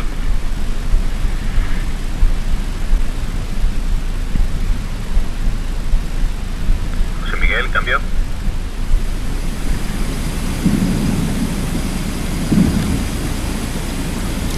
No os lo vais a creer. Es decir, no os lo vais a creer, pero la presencia que estaba detrás mío, ahora mismo, y no me preguntéis ni cómo ni por qué, pero se ha acercado por el pasillo central y ha habido un ruido en los escalones. Cambio. Es que hay algunos empleados del teatro que cuentan que sienten una presencia. Claro, sentir es un poco, entra en lo inefable. Sentir, Claro. ¿cómo se siente? Lo que siente una persona no puede sentir otra, es difícil de describir, no es algo objetivo.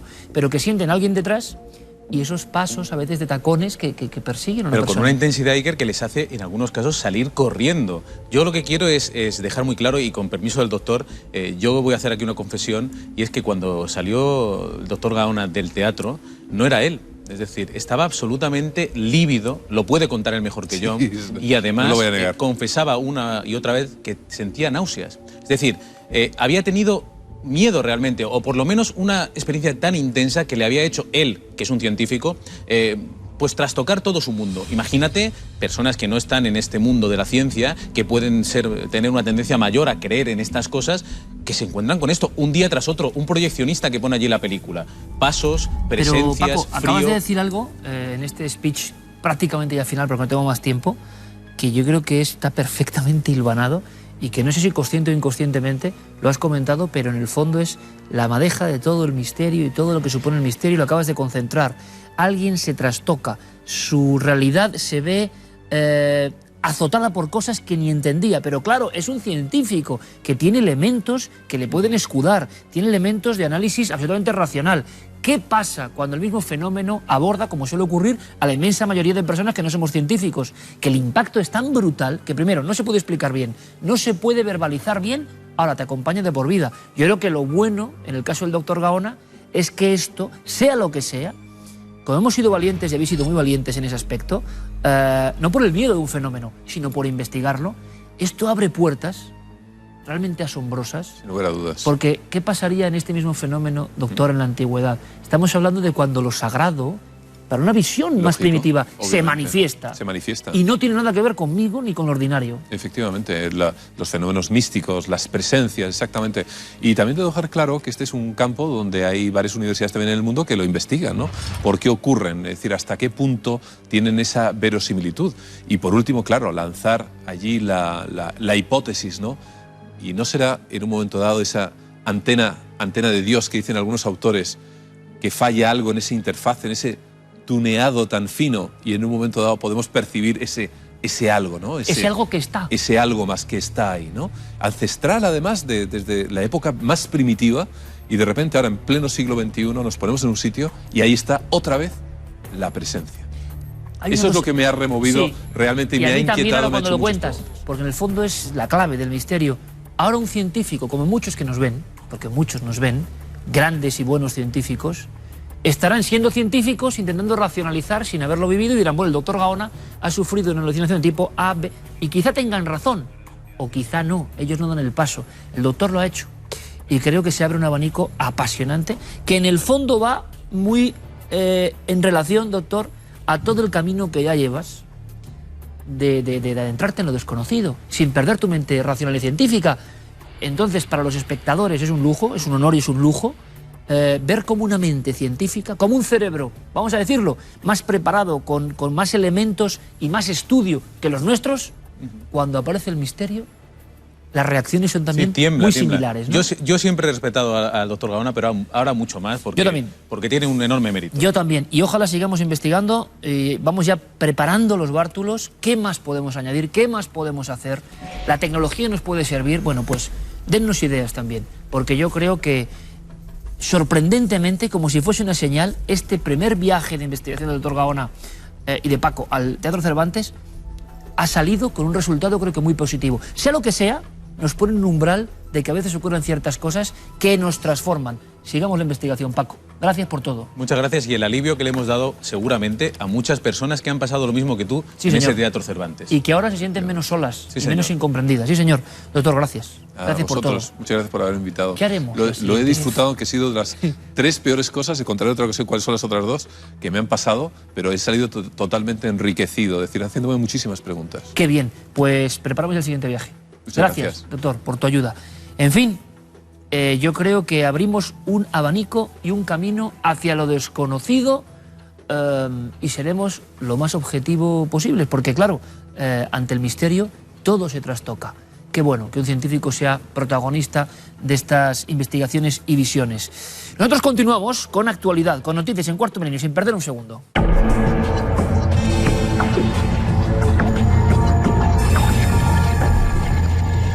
Comenzamos nuestro informativo semanal en Escocia porque ha salido a la luz un informe sobre un objeto volante que estuvo a punto de colisionar con un avión de pasajeros.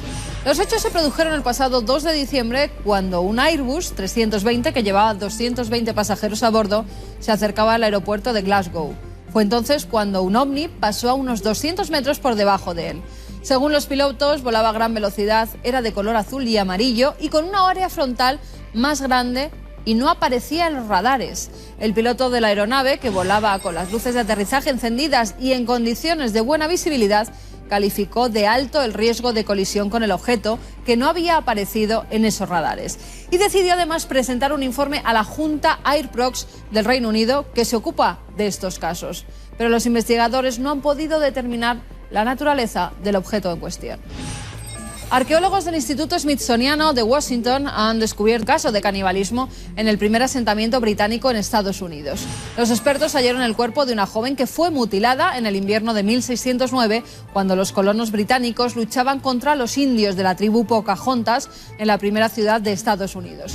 Tras analizar el cráneo y los huesos de esta joven de 14 años, que han bautizado con el nombre de Jane, se dieron cuenta de que había cortes en los huesos de las piernas y que el cráneo había sido mutilado. Habían extraído su cerebro a través de una perforación en la parte izquierda de la cabeza y la lengua, las mejillas y músculos de una pierna fueron devorados. Se trata de la primera prueba evidente de canibalismo en la primera colonia británica en América. Lo que no está claro es si la joven murió por causas naturales o fue asesinada. Y hablando de huesos, los de Lucy han regresado a Etiopía. Este homínido es uno de los fósiles más importantes en la historia de la evolución y ha estado durante 5 años exponiéndose en los centros más importantes de Estados Unidos. Lucy vivió hace 3,2 millones de años y fue descubierta por el paleoantropólogo Donald Johnson en la región de Afar, en el norte de Etiopía, en 1974. Le pusieron el nombre de Lucy porque cuando el equipo de Johansson descubrió los huesos, en una cinta de cassette sonaba la canción de los Beatles, Lucy en el cielo con diamantes. Este Australopithecus afarensis es un primate muy relacionado con el género Homo, que incluye a los seres humanos de hoy en día. Y acabamos en Siberia, donde un científico ruso afirma haber encontrado 3 fragmentos del objeto que provocó la explosión de Tunguska. Andrei Zlobin, de la Academia de Ciencias de Rusia, ha encontrado 3 rocas de la región de Tunguska que parecen ser meteoritos. En 1988 comenzó a buscar los fragmentos exactamente en el terreno sobre el que estalló la roca espacial, donde abrió más de 10 agujeros de prospección sin ningún éxito y exploró el lecho del río Kushmo, donde recogió un centenar de piedras y se las llevó a su laboratorio de Moscú. En 2008 distinguió 3 de ellas con las impresiones que existen en la superficie de los meteoritos que han ardido al penetrar a gran velocidad en la atmósfera. El investigador cree que podrían ser los fragmentos de un cometa, aunque todavía no ha llevado a cabo análisis químicos de esas rocas. Y ahora nos vamos a nuestro mundo más insólito.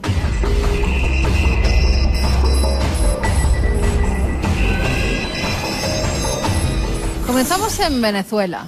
Medianoche, una carretera solitaria, un autobús lleno de pasajeros y de repente un volantazo y en la cuneta 39 heridos y 2 muertos. ¿Qué ha provocado ese volantazo? Bueno, el conductor asegura que se le apareció una mujer de varios metros de alto vestida de blanco que casi se abalanza contra el autobús, que por eso, intentando no atropellarla, dio un volantazo y provocó el accidente. Fíjense cómo se llama esta carretera, tal vez tenga algo que ver, La Viuda. Y hablando de fantasmas, nos vamos hasta Argentina. De nuevo un retén de bomberos, en este caso del Pilar, así se llama. No tienen ninguna urgencia, están una noche de guardia y deciden hacerse unas fotografías. Y en una de ellas, en la ventana, aparece el rostro de una niña. Los bomberos dicen que normalmente ocurren cosas extrañas, pequeñas cositas que en principio no les daban importancia. Cosas que cambian de lugar, alarmas que suenan sin que ocurra absolutamente nada ni nadie las haya activado. Incluso un bombero asegura que hace unos 10 años pudo ver a una pequeña de unos 7 u 8 años vestida con un traje oscuro que pululaba por el retén. Antes, este retén de bomberos era una morgue y aseguran que allí pusieron los cuerpos de una familia donde una de las niñas que murió pues se identificaría con la pequeña que aparece ahora en la ventana.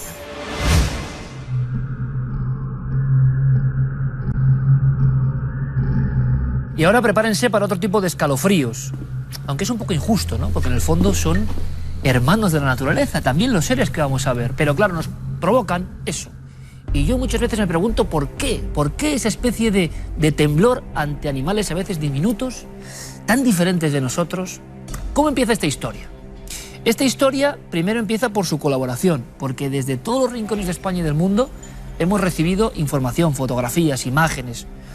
Se despertó la curiosidad cuando hablábamos hace un par de semanas de la araña de Rincón, de triste fama, hay que decirlo, en Chile, y Luismi Domínguez nos enseñaba pues la historia un poco de este animal. Luismi, bienvenido una vez más a tu programa, amigo. Buenas noches, Iker. La que has liado también. Vaya, Sí, bueno, es la historia natural, que tiene tantas aristas y tantas esquinas como patas tiene una araña.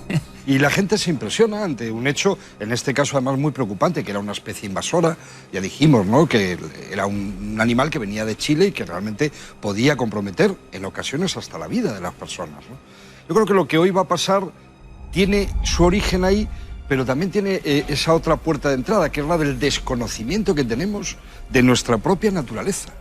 Porque a veces lo cercano, aparte de ser interesante, desde luego es muy desconocido. Muy desconocido, muy misterioso en muchos aspectos y sobre todo que casi con la microfotografía, porque no hablamos de grandes rinocerontes, leones, guepardos, que son evidentemente espectaculares, ¿no?, y maravillosos. Hablamos de cosas que la mayoría de las ocasiones han sido fotografiadas por ustedes en sus propios domicilios o jardines. Ese mundo que está tan cerca y que no sabemos nada en torno a él. Menos mal que hay científicos de primer nivel que saben, que dedican su vida a estudiar estas cosas, y a enseñarnos sus misterios también.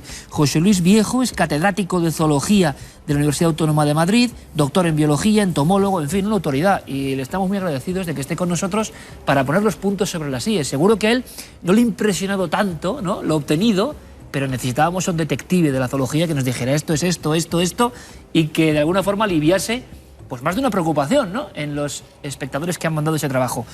José Luis, bienvenido, muchísimas gracias. No, gracias a vosotros por la invitación. Estamos encantados, de verdad. Yo os hago una pregunta doble antes de empezar con... Bueno, voy a hacer una cosa. Quiero que de inmediato aparezca una imagen. ¿Qué es qué? Pues mira, esta imagen nos la enviaba Óscar desde Palencia. La fotografió en su casa. Y esta, la verdad es que a mí me puso los pelos de punta. Porque además es que hay más imágenes. Claro, Vamos a verlas. Hay imágenes donde se ven unos ojos completamente brillantes, donde se ve una especie de fiereza en esta araña, que luego veremos si es así o no es así. Ahí la tenemos, esa imagen. Luego preguntaremos a nuestros especialistas por qué ese temor atávico del hombre un poco a la araña. Pero había algo que, antes de identificar especies, si les parece, de ir un poco al meollo, algo que revisando las imágenes José Luis Viejo nos decía de inmediato, aprendíamos, yo no lo sabía, no es un efecto en sí solo del flash, pasa algo con esos ojos que nos parecen tan amenazantes, ¿no, José Luis? Sí, no todas las arañas tienen los ojos brillantes. Los ojos brillantes de las arañas y de otros animales son porque reflejan la luz. El brillo es porque hay un espejo, y en ese espejo es el que está en el fondo del ojo y que supone la posesión de una retina invertida. Los fotorreceptores del animal, en vez de estar dirigidos en esos ojos, porque puede tener un número variable de ojos, en vez de estar dirigidos los fotorreceptores hacia adelante, los tiene dirigidos hacia detrás para que se pueda utilizar y aprovechar al máximo la luz, porque esos son ojos de visión nocturna, como tienen muchos felinos, por ejemplo. Pero es lo que nos faltaba, y yo me pregunto, ¿es normal? Por supuesto la limón, y podéis intervenir en cualquier momento. ¿Es normal que esto aparezca en Palencia? Es muy normal, porque se trata de una araña que a mí, por otra parte, me apasiona, ¿no? Las arañas lobo, en general, por decirlo de alguna manera, ¿no? La araña lobo tiene ese nombre, entre otras cosas, también por su coloración. Tiene un cierto pelito, ¿no?, que la cubre. Vive en el suelo, hace unos agujeros, una especie de guá, y ahí se queda tranquilita para cazar. Es nuestra tarántula, la tarántula española, es la auténtica tarántula. Y, doctor, ¿peligro para el ser humano? No, en estas especies, por lo menos las especies ibéricas, no tienen más problemas. Más bien, el ser humano es un peligro para ellas. ¿Pero puede picar? Justamente. ¿Puede picar? Sí, podría picar. Estos animales son un poquito más grandes y teóricamente podrían causar algún problema, depende de la reacción alérgica. No es demasiado complicado el tratamiento. Y hay que pensar que, además del veneno, de la cantidad de veneno, es la importancia de los quelíceros, es la capacidad que tienen esas herramientas, esas agujas hipodérmicas de atravesar la piel. Y desde luego tiene que atravesar la piel humana para hacerte daño, como mucho como una avispa en todo caso. Vamos a ver más arañas y ahora sabremos más cosas apasionantes. Por ejemplo, ¿cuántos tipos de arañas hay en nuestro país? Pues aquí lo interesante, Carmen, es que hemos elegido elementos muy próximos, muy cercanos. Porque claro, hablar de fauna tropical, tenemos muchos seguidores en toda América, bien, sería extendernos y lo haremos otro día. Pero en casas españolas, ¿qué ocurre? Vamos con la siguiente. Animales que han fotografiado nuestros propios espectadores y que nos hacían llegar. Por ejemplo, Luis Gil Delgado nos enviaba esta fotografía de una araña en su propia casa, Sotogrande, Cádiz. Sotogrande, un lugar maravilloso, pero lleno de niños. Yo, que tengo una niña, digo, vamos a ver, esto a mi hija le pica, ¿qué puede hacerle? Porque la veo así y es amenazante. El doctor José Luis Viejo y Luismi Domínguez estaban ahora, y me gusta mucho, entre ellos hablando, viendo qué pasa. ¿Hay algún tipo de Sí, es un licósido. Yo lo que veo es Podría ser un Sotogrande, licósido. Cádiz, vacaciones, niños, ¿qué puede pasar? Podría ser un licósido. Podría ser. Bueno, hay que tener en cuenta que por una fotografía no podemos, no sería prudente el identificarlo por una fotografía. Tener en cuenta que hay aproximadamente 1.500 especies de arañas conocidas en la península ibérica. En España. En la península ibérica. península ibérica. Porque luego estaría la fauna canaria, que es algo distinta. Balear también, que tiene... Madre mía. Tenemos mucha diversidad. Eso es de las especies conocidas. Por conocer todavía, como no lo sabemos, pues no podemos decir cuánta puede haber. Carmen decía, no sin cierta angustia, lo de niños, por ejemplo, ¿no? Bueno, los niños lo que tienen que hacer es aprender a convivir. No les va a quedar más remedio con una biodiversidad que está ahí. Es verdad que nos va a ¿Le pasar... una piedra araña y todo eso no? Yo, sinceramente digo, y sé que parecemos más papistas que el Papa, pero lo hacemos para aprovechar este espacio tan bonito, ¿no? A través del conocimiento de una sección como esta, lo primero y lo más importante es lo que el doctor está diciendo. Las especies que tenemos en España de arañas realmente nos pueden provocar muy pocos problemas. Estos animales están evitando que ese mosquito, ese otro insecto que sí pica, y no que lo es haga. más peligroso no lo haga. realmente para la salud humana. Claro, es una gran cazadora. Luego hablaremos de comportamiento, de qué es bueno cuando uno se encuentra una araña y no sabe qué hacer, que siempre lo decimos, lo comentaremos. Seguimos. Este amigo, además, nos enviaba una fotografía un poco más especial, Claro. porque decía que él es muy aficionado desde niño a las arañas y que en su propia vivienda, en Barcelona, pues ha podido capturar algunas de ellas, como por ejemplo esta que nos envía. Claro, claro, esta sí que tiene la siguiente intención. Es del género Loxoceles, de manera que, como sabéis, los nombres científicos en los animales y las plantas se componen de género y especie. El género es exactamente el mismo que la araña de rincón, perfecto. Pero esta es la Rufescens, esta es la europea, esta es la que no es peligrosa, para entendernos. ¿Cómo identificarla de la araña del rincón? ¿Qué ocurriría en esa zona de arriba, en ese dibujo?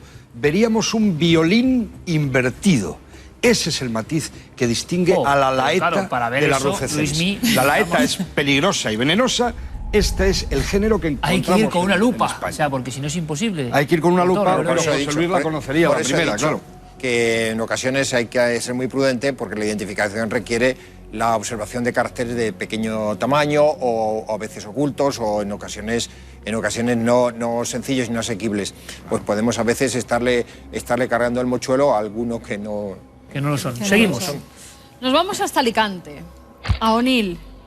Pedro nos enviaba esta imagen de una araña. Dice que a la gente que ha preguntado, que no la había visto jamás por la zona, dice, ¿es normal que por esta zona de Alicante haya este tipo de arañas? Yo pensaba que el dibujo ¿Qué ese, te tipo lo es? juro, era en Photoshop, o sea, No. esa cosa que tiene ahí.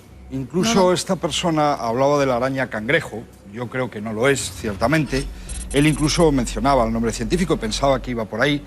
Yo creo que se trata de una araña de 4 puntos, posiblemente. Él decía que había estado buscando y que O por lo ponía menos de esa familia. Tomisus onustus. del género Araneus. Podría ser, pero el fondo me despista mucho. No sé si lo puso ahí para la foto, es como antes, parece que estuviera fuera de su contexto. Recuerda a un tomísido, que sería la otra, pero solo lo recuerda porque los tomísidos tienen el opistosoma, es decir, el cuerpo más Muy gordo, tipo globoso. No globoso como este, sino anguloso. Anguloso, las arañas cangrejo. Esto yo no te sabría decir qué especie puede ser. ¿Sería posible, por lo que estamos viendo, que en nuestro propio país, que creemos que está todo muy escaneado, muy controlado, hubiese perfectamente especies Nuevas. que alguien se puede encontrar nuevas? Sí, claro, por supuesto. seguro. Por supuesto. A mí esta, por ejemplo, me recuerda a una quadratus como especie, que hay que decir que es todo ese grupo de arañas de jardín, como se las llama así de manera popular, son realmente espectaculares, tú te asustas cuando las ves. Hay que decir una cosa, en este grupo de arañas emiten un sonido. Esto es muy bonito, esto es algo que apenas se sabe, estridulan, llegan a hacer un sonidito. En el caso de las arañas de jardín, quizás sea de los pocos ejemplos de arañas cantarinas que hay en el mundo. Vamos a continuar con más seres, porque ahora empiezan las sorpresas Muy ya de bonito, todo muy tipo. emocionante. Nos vamos hasta Elche. David y Suni nos enviaban este curioso animal que yo no lo había visto en la vida. Ellos tampoco. Dice que estaban cenando en el porche una noche Estaban en cenando. Elche. Estaban cenando tranquilamente y de repente Vino de algo invitado. salta y viene el invitado sorpresa. Hasta tal punto se asustan, claro, que le hacen una fotografía y nos la envían para preguntarnos que qué puede ser esto. Qué maravilla. La voz de los expertos. Esto es un alacrán cebollero. ¿Alacrán cebollero? Sí. Grillo topo, claro. También es que se le denomina así, grillo talpa. Es un alacrán cebollero. Es un pariente de un grillo. Ah, no es un escorpión. No, es decir, no. Al decir alacrán, ¿no? Correcto. Eso es, no es un escorpión. Es muy bonito porque José Luis ha dado los dos nombres, ¿no? Las dos posibilidades. Grillo talpa, el nombre científico es un grillo topo. Si os fijáis, las patas delanteras, por decirlo de alguna manera, están adaptadas porque hace unos agujeros en la tierra, unas galerías impresionantes. Es un ortóptero de la familia de los grillos, de los saltamontes. Y luego también alacrán cebollero, porque si este programa de tele lo estuviéramos haciendo en los años 50, alguno no podría ni verlo, porque es verdad que se han comido alguna que otra hortaliza, ¿no? Lo más bonito es que, fíjate, el macho llega a hacer una galería para que su canto, también su estridulación, suene a través de esa.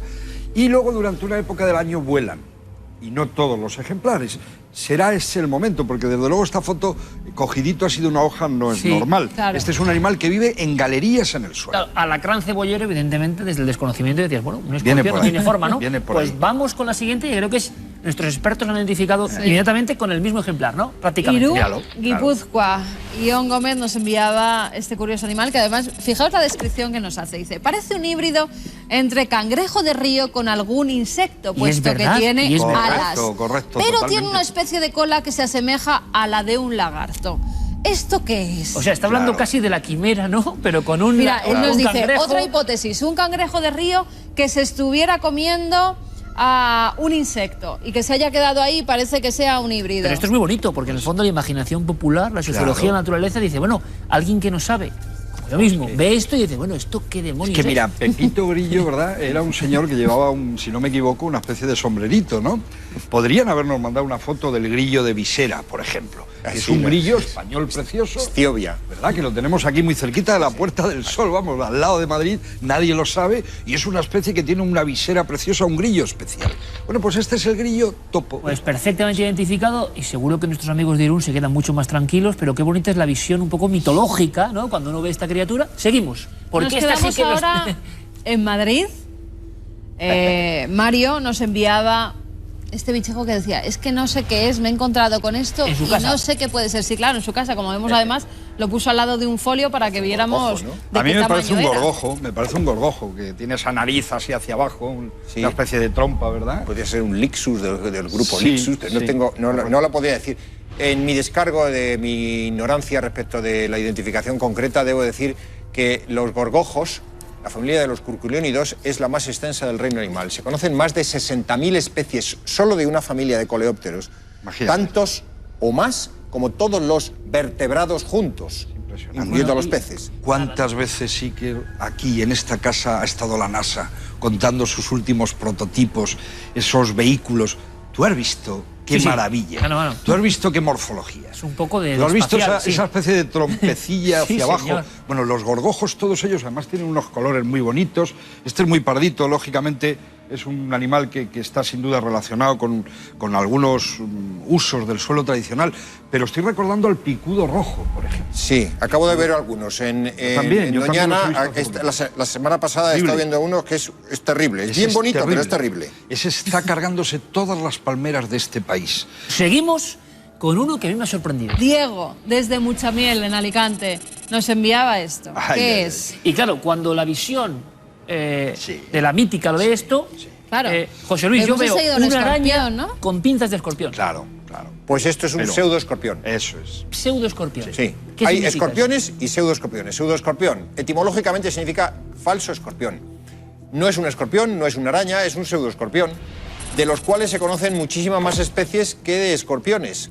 Se conocen en el mundo, pues, como 4.000 o 5.000 especies. Son muy diminutos. Este Son no muy sé qué tamaño podría tener, pero el más grande que hay en España es un bicho que vive en la ribazón de la mar, es decir, en todos los materiales vegetales que echa en el Mediterráneo, los restos de posidonia o de algas diversas y demás. Vive ahí, pero porque se come los insectos o crustáceos que están allí. Garipus litoralis, podría ser Garipus, pero no estoy seguro porque no sé el tamaño. Pero coincide con lo de Alicante, una zona costera, Sí, realmente. sí. Podría ser. Y yo te pregunto, Luis, lo de siempre, es decir, estas fotos se nos envían con temor. Ves Claro, unas pincitas. claro, correcto, Es como entiendo. un escorpión, tiene aguijón. Vale, perfecto, también un cangrejo lo tiene, Sí. ¿vale? Pero, ¿qué hay que decir? Sí, pero Le sabes está que no faltando... está en el mar y que no es el cangrejito que cogemos Por de supuesto. verano con los niños. Por supuesto. Este está en Pero tu mira una cacete. cosa, Carmen. El escorpión tiene un elemento que nos pone muy nerviosos, que es el telson, ¿vale? Que es la uña que te inyecta, te inocula el veneno. Los pseudoescorpiones no tienen esa colita, no tienen la capacidad de inyectar veneno, no tienen veneno. Son muy bravucones ellos. Yo he visto pelearse machos. Y hay que decir que la pelea es muy interesante, que se cogen de las pinzas y hay un cierto baile ritual y estamos hablando de milímetros. Así somos los naturalistas, que nos pasamos la tarde entera observando cómo se pelean dos machos de pseudoescorpión en un momento determinado en la palma de nuestra mano. Me parece magnífico. Es muy bonito. Seguimos. Jonathan nos escribía desde el Prat de Llobregat y nos contaba que este insecto lo cogió en una zarza, en un zarzal, que ya había tenido Barcelona. otro antes. Dice, era como una oruga, se transformó en este insecto y se convirtió en una mariposa marrón, como las que se encuentran en los focos de luz. Es preciosa la historia. Risa persuasoria es su nombre científico. Él cree que es una libélula, vamos a ver. Tiene, ¿verdad?, el cuerpecito largo. Pero no, tiene unas antenas muy importantes. Por tanto, ya sabemos que no es una libélula y por la forma de sus alas. Pero lo más importante es lo que él cuenta. Él dice que ha cogido una oruga, esperaba que saliera una mariposa y ha salido esto. ¿Por qué? Porque se trata de ese nombre científico que yo he dicho, de una especie de avispa, un himenóptero, que fíjate por dónde, qué casualidad ha ido a dar este señor con una oruga que había sido puesto el huevo. Ese es un animal que pone sus huevos en las orugas de algunas mariposas y de otros animales para que la cría se coma a esa oruga y se haga adulta de esa manera. Esta es la historia más terrible de todas las que hemos contado. Impresionante. Es la más terrible para la oruga. Claro. Porque se lo come por dentro viva, la oruga no muere inmediatamente. Es una especie de vampirismo real en vivo. Más que vampirismo, es que se lo come. Es un parasitoide. No es un parásito, sino un parasitoide. La hembra coloca un huevo en el interior, sobre todo de orugas. La larva que sale se come a la larva por dentro hasta que ya no precisa de su existencia y entonces la larva interior pupa, sale el adulto. Por eso el espectador dice que salió de una oruga. La oruga no era sino su huésped, su medio de vida. La oruga muere, nunca va a dar la mariposa, sino que muere y lo que sale es ya el adulto de la que vivía dentro. Pero lo asombroso... canibalizado a la otra. No, es que hay casos, ya es el colmo, de hiperparasitismo. No penséis que los hiperparásitos se van a librar del hiperparásito, porque hay hiperparásitos de hiperparásitos. Es decir, como muñecas rusas. Dentro de la larva que está dentro de una larva hay otra larva. O sea, ya es el colmo. Qué bueno ese símil, ¿no? Va sacando animales. ¿Para los hombres peligro, para los seres humanos? No, en este caso ninguno, y de verdad es muy llamativo. Yo sé que en Cantabria, por supuesto, se han fotografiado y en otras zonas, y este espectador ha ido a dar con una especie muy interesante. Recordad el nombre científico, risa persuasoria. Tiene incluso la cosa de decir, es que además, de alguna manera seduce, persuade a esa larvita, se deja colonizar y un tiempo atrás aparece este ser impresionante y por tanto la metamorfosis es muy llamativa y muy interesante. La oruga zombie. Ha sido un repaso de fotografías para que ustedes lo vean, lo saben ya hace muchos años. Hacen el programa con nosotros y a veces nos sorprenden constantemente. Aquí tenemos el mejor elenco para aprender cada foto, cada una de sus fotos, una historia increíble y real. José Luis Viejo, catedrático de zoología, doctor en biología, muchísimas gracias. Gracias a vosotros. Y hasta la próxima porque hemos aprendido y nos hemos divertido mucho. Gracias. Yo también. Gracias. De nada. Luis, un abrazo. ¿qué decirte? Gracias. Gracias de verdad. Sigue nuestro rumbo en busca de la fauna mítica. Venga, por ello. Gracias, compañero. Vamos por ello. En fin, alucinante. A mí se me quita un poco el escalofrío inicial, porque cuando uno va recibiendo estas fotos en su casa, el impacto desde el desconocimiento es brutal. Continuamos con más cosas, con más historias. Nos marchamos rápidamente a tiempos del pasado, a la videoteca.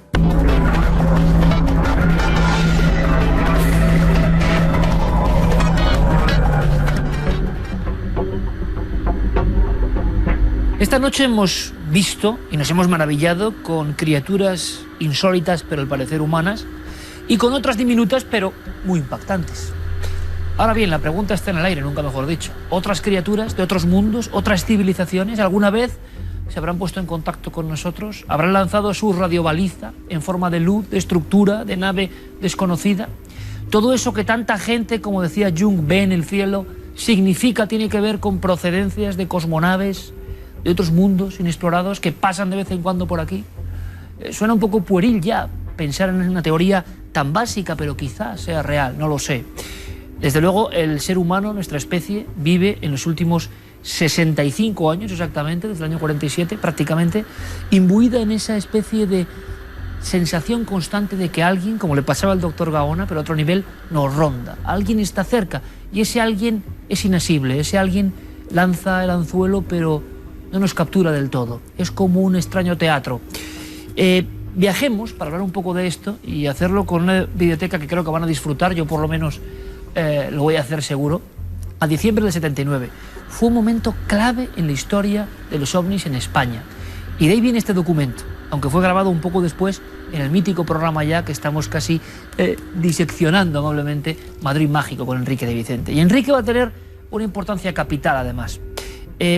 Verán, el maestro Enrique de Vicente, pues así yo lo considero, aparte de amigo, hizo, y les estoy hablando de esa época, diciembre del 79, la increíble revista Contactos Extraterrestres, sin ningún tipo de duda.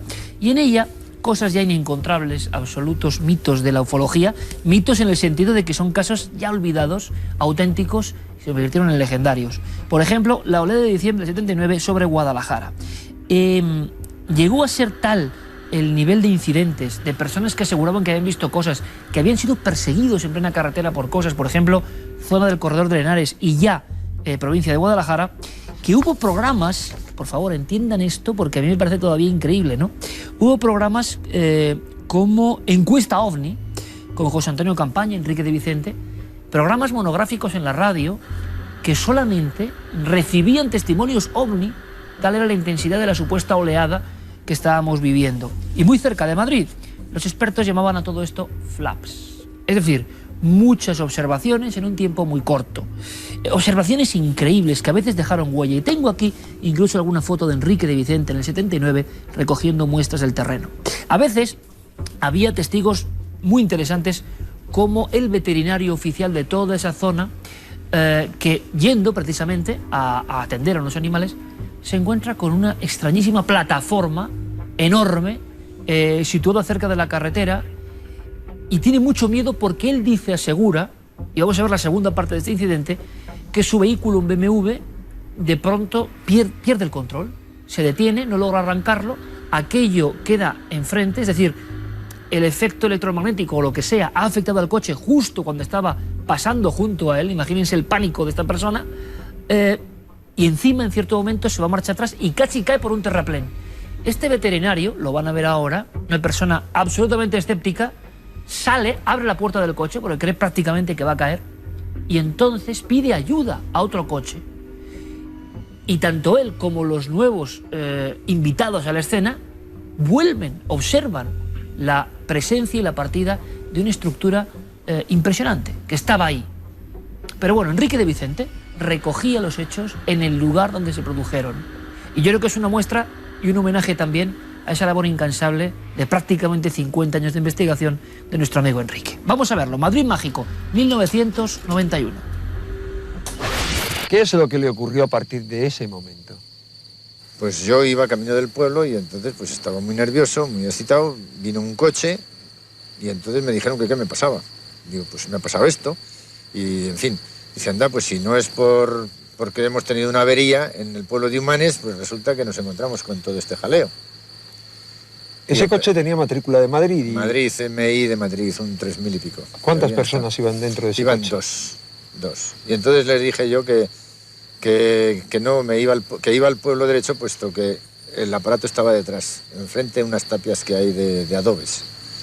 Y entonces les dije que yo estaba muy asustado, muy excitado y que entonces, pues, si me permitían, yo me podría agarrar a uno para cruzar la carretera y verlo. Y efectivamente llegamos allí y fue cuando el aparato se elevó y pasó hacia Junquera y luego pues hacia la Sierra de Madrid. Aquel objeto se perdió sobre la Sierra de Madrid, sobre los pantanos del Vellón y del Atazar, donde otros cientos, incluso miles de madrileños han visto ovnis, que en ocasiones entraban y salían del agua. Verán, viendo esto, pues resuenan en mí sensaciones, ¿no? imposible olvidarlas, porque durante mucho tiempo, siendo yo reportero de Carretera y Manta, pues entrevisté a decenas, no sé si decir centenares, pero sí, yo creo que más de un centenar de testigos de encuentros en la carretera en el lugar de los hechos. Y verán, cuando veo esto, es que percibo las mismas sensaciones, la misma sensación de esquemas rotos, de conductores, recuerdo taxistas como en la zona de Bocos de Duero, he entrevistado a trabajadores en el puerto de Alisas, en las llanuras de Burgos, en toda España.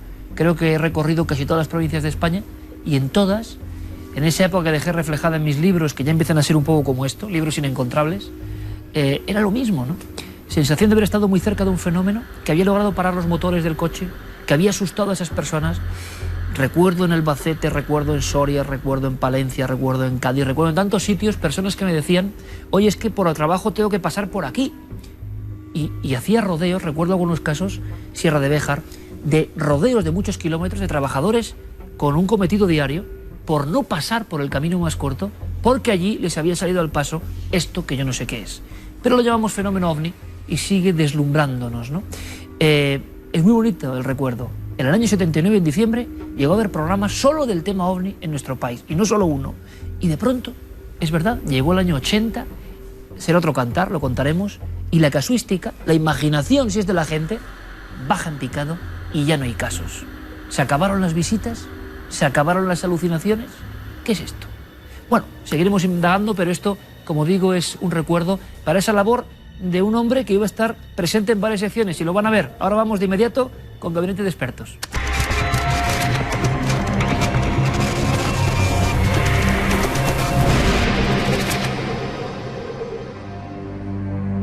Y de alguna forma nuestro amigo Enrique de Vicente hace doblete en esta franja del programa, porque le hemos visto haciendo de investigador en el lugar de los hechos en Madrid Mágico y ahora va a intervenir. ¿Por qué? Porque va a ser el primer experto que se enfrente a un caso bien complicado, bien extraño. Carmen.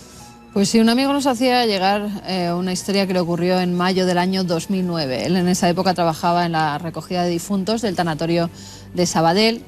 Dice que tenía una noche de guardia, tenía que estar allí, se duerme en determinado momento y empieza a tener un sueño en el que nos comenta que se le aparece una especie de señor con el pelo canoso y delgado, nos dice, y que le empieza a hablar, que daba detalles de su muerte. Decía que había ido un médico a su domicilio, que le había detectado una otitis y que a las pocas horas había muerto. Además le daba indicaciones precisas.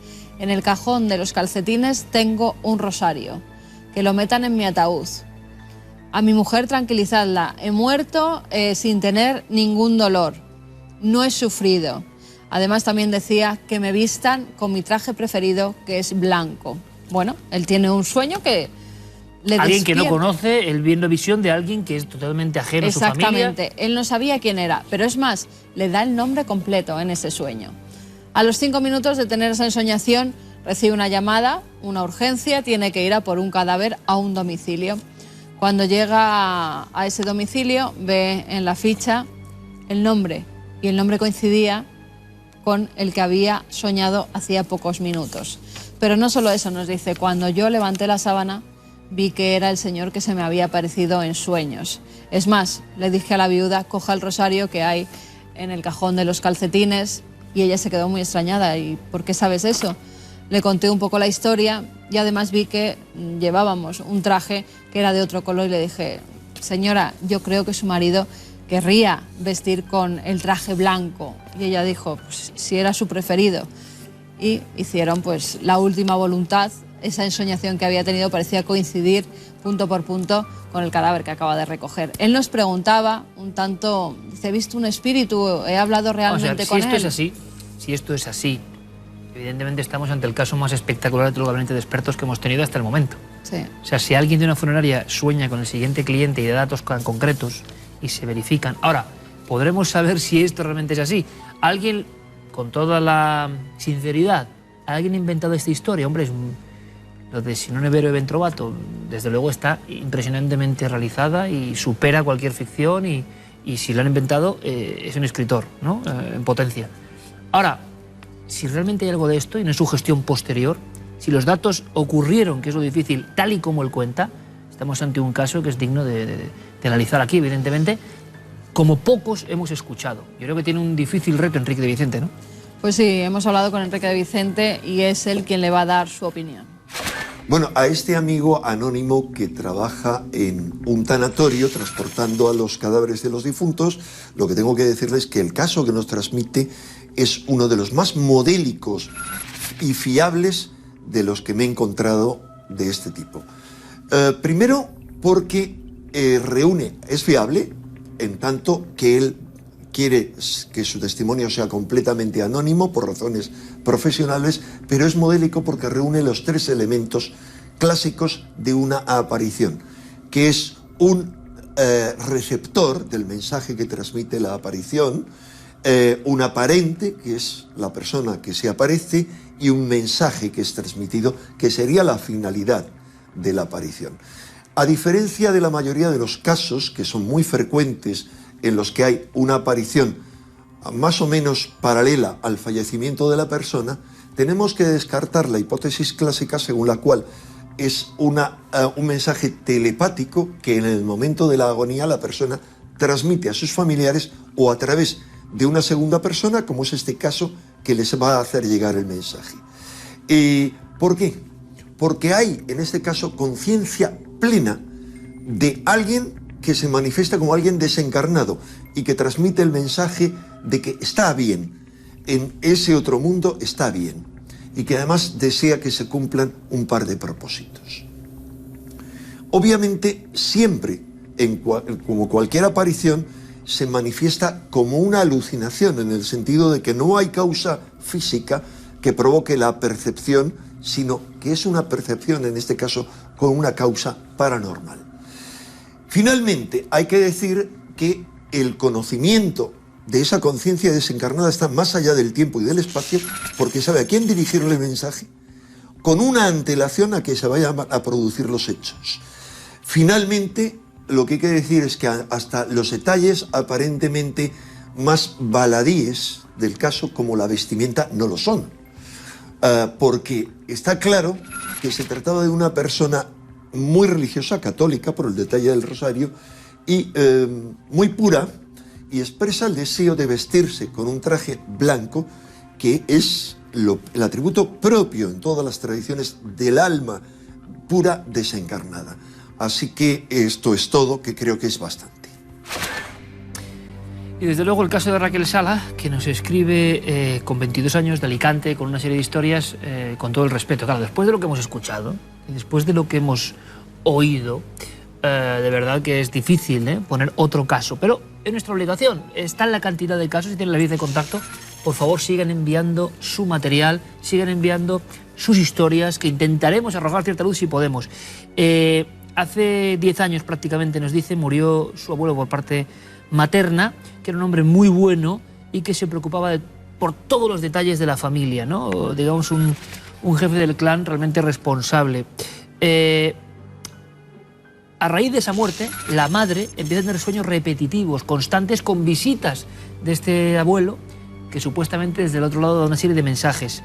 En cierto momento le da la sensación a la madre, sufre una serie de alucinaciones o de visiones o de sueños lúcidos, que hay una especie de distorsión, de problemas, de que algo va a ocurrir, algo grave, algo importante en esa familia. En cierto instante de la cronología histórica de estos sucesos, en los que participan prácticamente todos esos sueños se cortan de raíz. De pronto una cosa que era constante y que repercutía en varios miembros, esas visitas en sueños del abuelo con cosas muy concretas, ¡pum!, se parten. Ya no vuelven a ocurrir. Y ella dice, hace casi 3 años, ¿no?, que ocurrieron todos estos sueños concentrados, como si hubiese ocurrido algo, hubiese una alarma para ese espíritu, entre comillas, que volvía a decirnos algo. Pero no acaban de entenderlo, y sobre todo no acaban de entender que si eran sueños normales, no vuelvan a producirse. ¿Son sugestiones normales? ¿Qué pasa? Que durante un tiempo el abuelo avisaba de algo. Dice ella, ¿puede ser todo esto cierto? ¿Solo sueños que han coincidido con ese umbral del dolor? Bueno, hemos preguntado a Clara Tahoces, porque son muchísimas las personas que después de un fallecimiento notan como ese ser tiene una despedida, tiene un mensaje, lo hemos visto antes, ¿no?, de alguna forma, pero ¿cómo diferenciarlo de sueños normales provocados por la angustia de una pérdida? A ver si Clara nos soluciona esta terrible incógnita. Raquel de Alicante nos cuenta unas experiencias que en realidad no le sucedieron a ella, sino a su madre, y que, como explica en su correo, empezaron justo con la muerte de su abuelo. Nos pregunta si puede tratarse de premoniciones o precogniciones de cosas que van a suceder. La precognición es un fenómeno que se anticipa, digamos que la persona se anticipa a sucesos que van a ocurrir y revela información en principio oculta y que no se puede conocer por causas, digamos, lógicas, ¿no?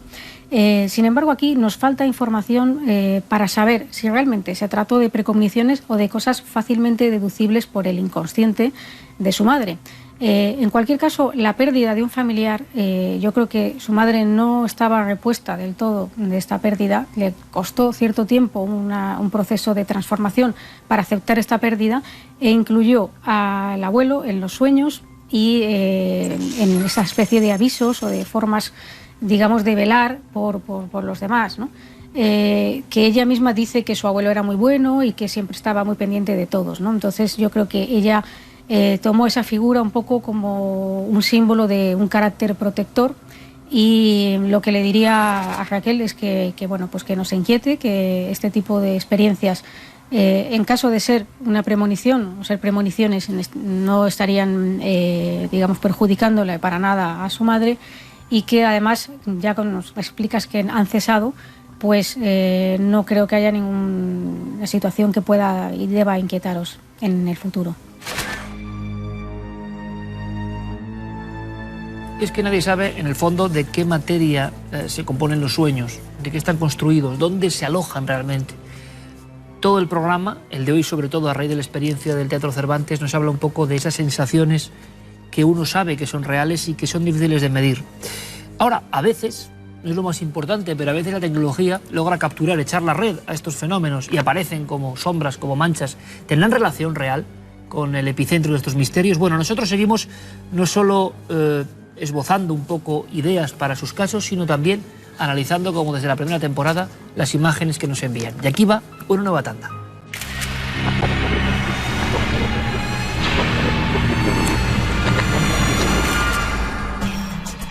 Comenzamos con la fotografía de José María Ferrer, que nos comunicaba que fue tomada en el camino entre Centellas y Tona, en la autovía de Barcelona a Puigcerdà. Bueno, en un principio una arboleda, ¿verdad? Un camino muy, además, siniestro, si es por la noche, porque todos los árboles como encima. Pero se recordarán que hace una semana salió una especie de duendecillo en una de las fotografías. Pues aquí parece que tenemos a otro. Guillermo León va a tener que hacer una sección especial de duendes y seres extraños que aparecen en la naturaleza. Porque aquí tenemos, si lo ven, esta otra cara, estaría como de perfil, un extraño ser, la nariz, estos serían los ojos, el pelo, la barbilla se ve perfectamente y aquí tendríamos el cuello. Como si estuviera saliendo de las ramas de ese árbol y asomándose. Se ve perfectamente, aquí nos lo ha ampliado Guillermo León. Y verdaderamente parece uno de esos duendecillos que salen en los cuentos de los niños pequeños, ¿verdad? Pero, según nuestro analista informático, sería una pareidolia. Nosotros vemos ahí una cara, pero en realidad las sombras, las hojas, las ramas de estos árboles pues han creado un rostro que verdaderamente no está allí. Nos vamos con otra imagen. En este caso tenemos que viajar hasta Málaga porque desde allí nuestro amigo Manuel Pérez nos enviaba una fotografía que dice, es que yo no sé explicar qué puede ser esto. Una ventana como otra cualquiera, de cualquier casa de ustedes mismos, llena, como vemos, de plantas, pero si nos fijamos bien en la ventana, ahí se esconde un secreto. Voy a ampliarla todavía más para que la vean. Una mano. Una gigantesca mano que parece que está reflejándose en ese cristal, o que parece surgir del tejado de la casa de enfrente. ¿Qué puede ser? Guillermo lo que apunta es que tiene que ser algo de dentro de la casa. O bien un póster, o bien una especie de pegatina que hayan puesto en el vidrio, en el cristal, que si no, no tendría otra explicación. Apuntamos que puede ser un lienzo que verdaderamente tenga una mano y lo hayan puesto ahí, tan simple como eso. Hay dos vías de contacto si nos quieren enviar las fotografías pues que no logran identificar y desean que analicemos. A través del correo electrónico cuartomilenio@4.com y nuestro apartado de correos 18.189 con el código postal de Madrid 28080.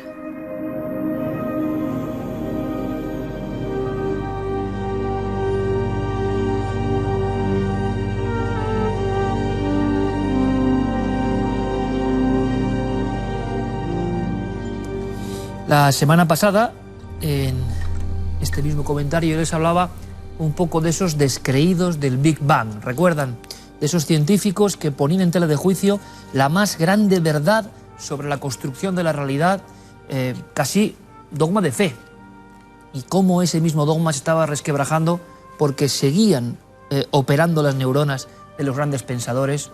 Esta especie prodigiosa que está preguntándose no solo de dónde vino, sino de dónde vino todo lo conocido. Ese orden extraño. Bien, pues ahora pasemos, si les parece, si puede ser interesante para ustedes, espero que sí, de esa cuestión casi inabarcable a algo mucho más puntual, a nuestro planeta. En mitad de toda esa vorágine de misterios que siguen dando mucho que hablar y que pensar, estamos nosotros, pálido punto azul en mitad de la nada. Pero resulta que de momento somos la única vida conocida. De momento somos la lotería que ha tocado en el cosmos y no sabemos bien por qué, porque el ejemplo que damos a veces es desolador. Pero en este punto azul pálido, repito, se da un origen misterioso a la propia existencia de todos nosotros y de las pequeñas criaturas como las que hemos visto. Porque claro, de lo más grande, de antes del Big Bang o del cosmos, a las arañas, a los pseudoescorpiones, a esas criaturas invertebradas que a veces parece que son, bueno, algo no perfecto, desechable, no le prestamos importancia. Y sin embargo, cada una de esas pequeñas criaturas, algunas de ellas amenazadoras, hay que decirlo, que pueden provocarnos, ¿no?, un gran susto, con sus formas increíbles, nos están demostrando hasta qué punto la naturaleza, la evolución, miles de leyes que seguro muchas de ellas no conocemos, han creado criaturas tan distintas de nosotros. Por eso es curioso que nosotros sigamos buscando a hermanos en las estrellas, a hermanos del universo, con formas parecidas a las nuestras. Lo que hemos visto del ser de Atacama, en el fondo no deja de ser el viejo sueño del ser humano de encontrarse con otros, y otros más o menos comprensibles para nuestro intelecto. Otros que tienen cabeza, brazos. Es más, los relatos, no solo tan rocambolescos como estos hallazgos de criaturas, ¿no?, momificadas, que ha habido muchos, no es solo el de Atacama, ha habido una larga lista, y a veces hemos hablado de eso en Cuarto Milenio. En el último siglo se han encontrado en diferentes lugares criaturas que se dieron como extraterrestres. Pero ya había siempre un sentido de los extraterrestres de existir tienen que ser parecidos a nosotros. Y en el fondo ahí está, díganme que esto no es cierto, la enorme sensación de que somos el cúmulo, el cumbre absoluto, la cúspide de la realidad y que todo lo demás tiene que estar hecho a nuestra imagen y semejanza.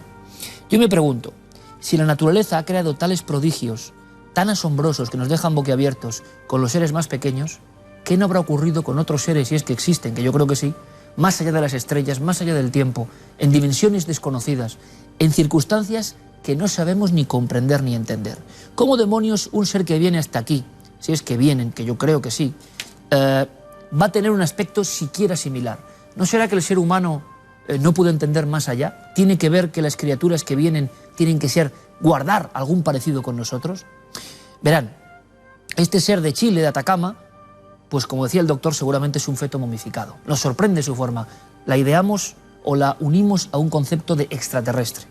Pero hubo otros casos, algunos muy desconocidos, por ejemplo en Córdoba. Sí, en Córdoba, no hace falta irse al desierto de Nuevo México o Alaska, no. En Córdoba, en el año 52, aparecieron en unas cajas unas criaturas que fueron tomadas por extraterrestres, cuyo aspecto era terrible. Era una criatura con una boca saliente, con unos dientes, con una trompa, con un solo ojo. Era un cerdo ciclope, una cuestión teratológica, una cuestión de malformación. De inmediato todo el mundo pensó que eran extraterrestres.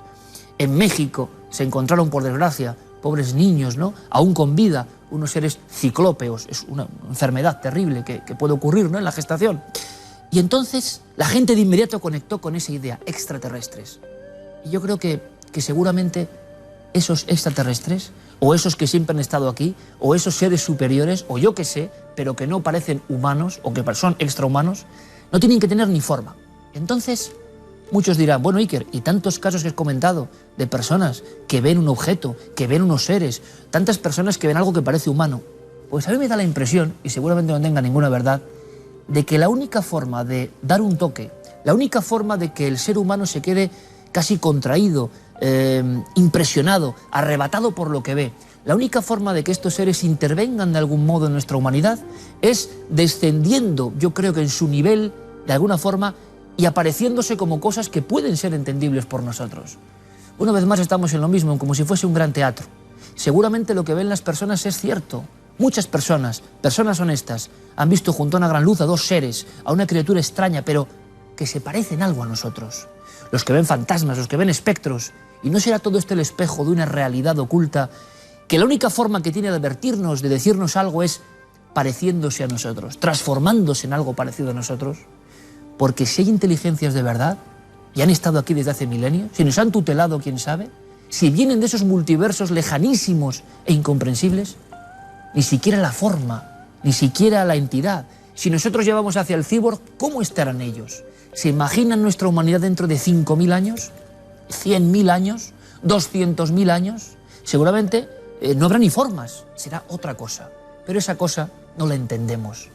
Y si ellos se están disfrazando por algo para decirnos, para contarnos su mensaje, es la única opción, porque es difícil creer que seres como nosotros, con nuestra fisionomía, han venido de otros lugares lejanísimos, pareciéndose exactamente a nuestra idea de lo que es el hombre. El hombre creo que es muy pequeño comparado con todo esto, aunque, como digo, siempre puedo estar equivocado. Nosotros, mientras tanto, y muchos seres humanos, buscamos en un feto, en una momia, en un animal teratológico, ese viejo recuerdo, que eso sí es interesante, ¿no? Ese viejo recuerdo, esa prueba definitiva de que no estamos solos y de que alguien parecido a nosotros sigue vigilándonos, sigue visitándonos de vez en cuando. Pero quizá la realidad sea muy distinta, imposible de entender, en el fondo, para este pequeño, minúsculo cerebro. Hasta dentro de 7 días, amigos, que sean muy felices.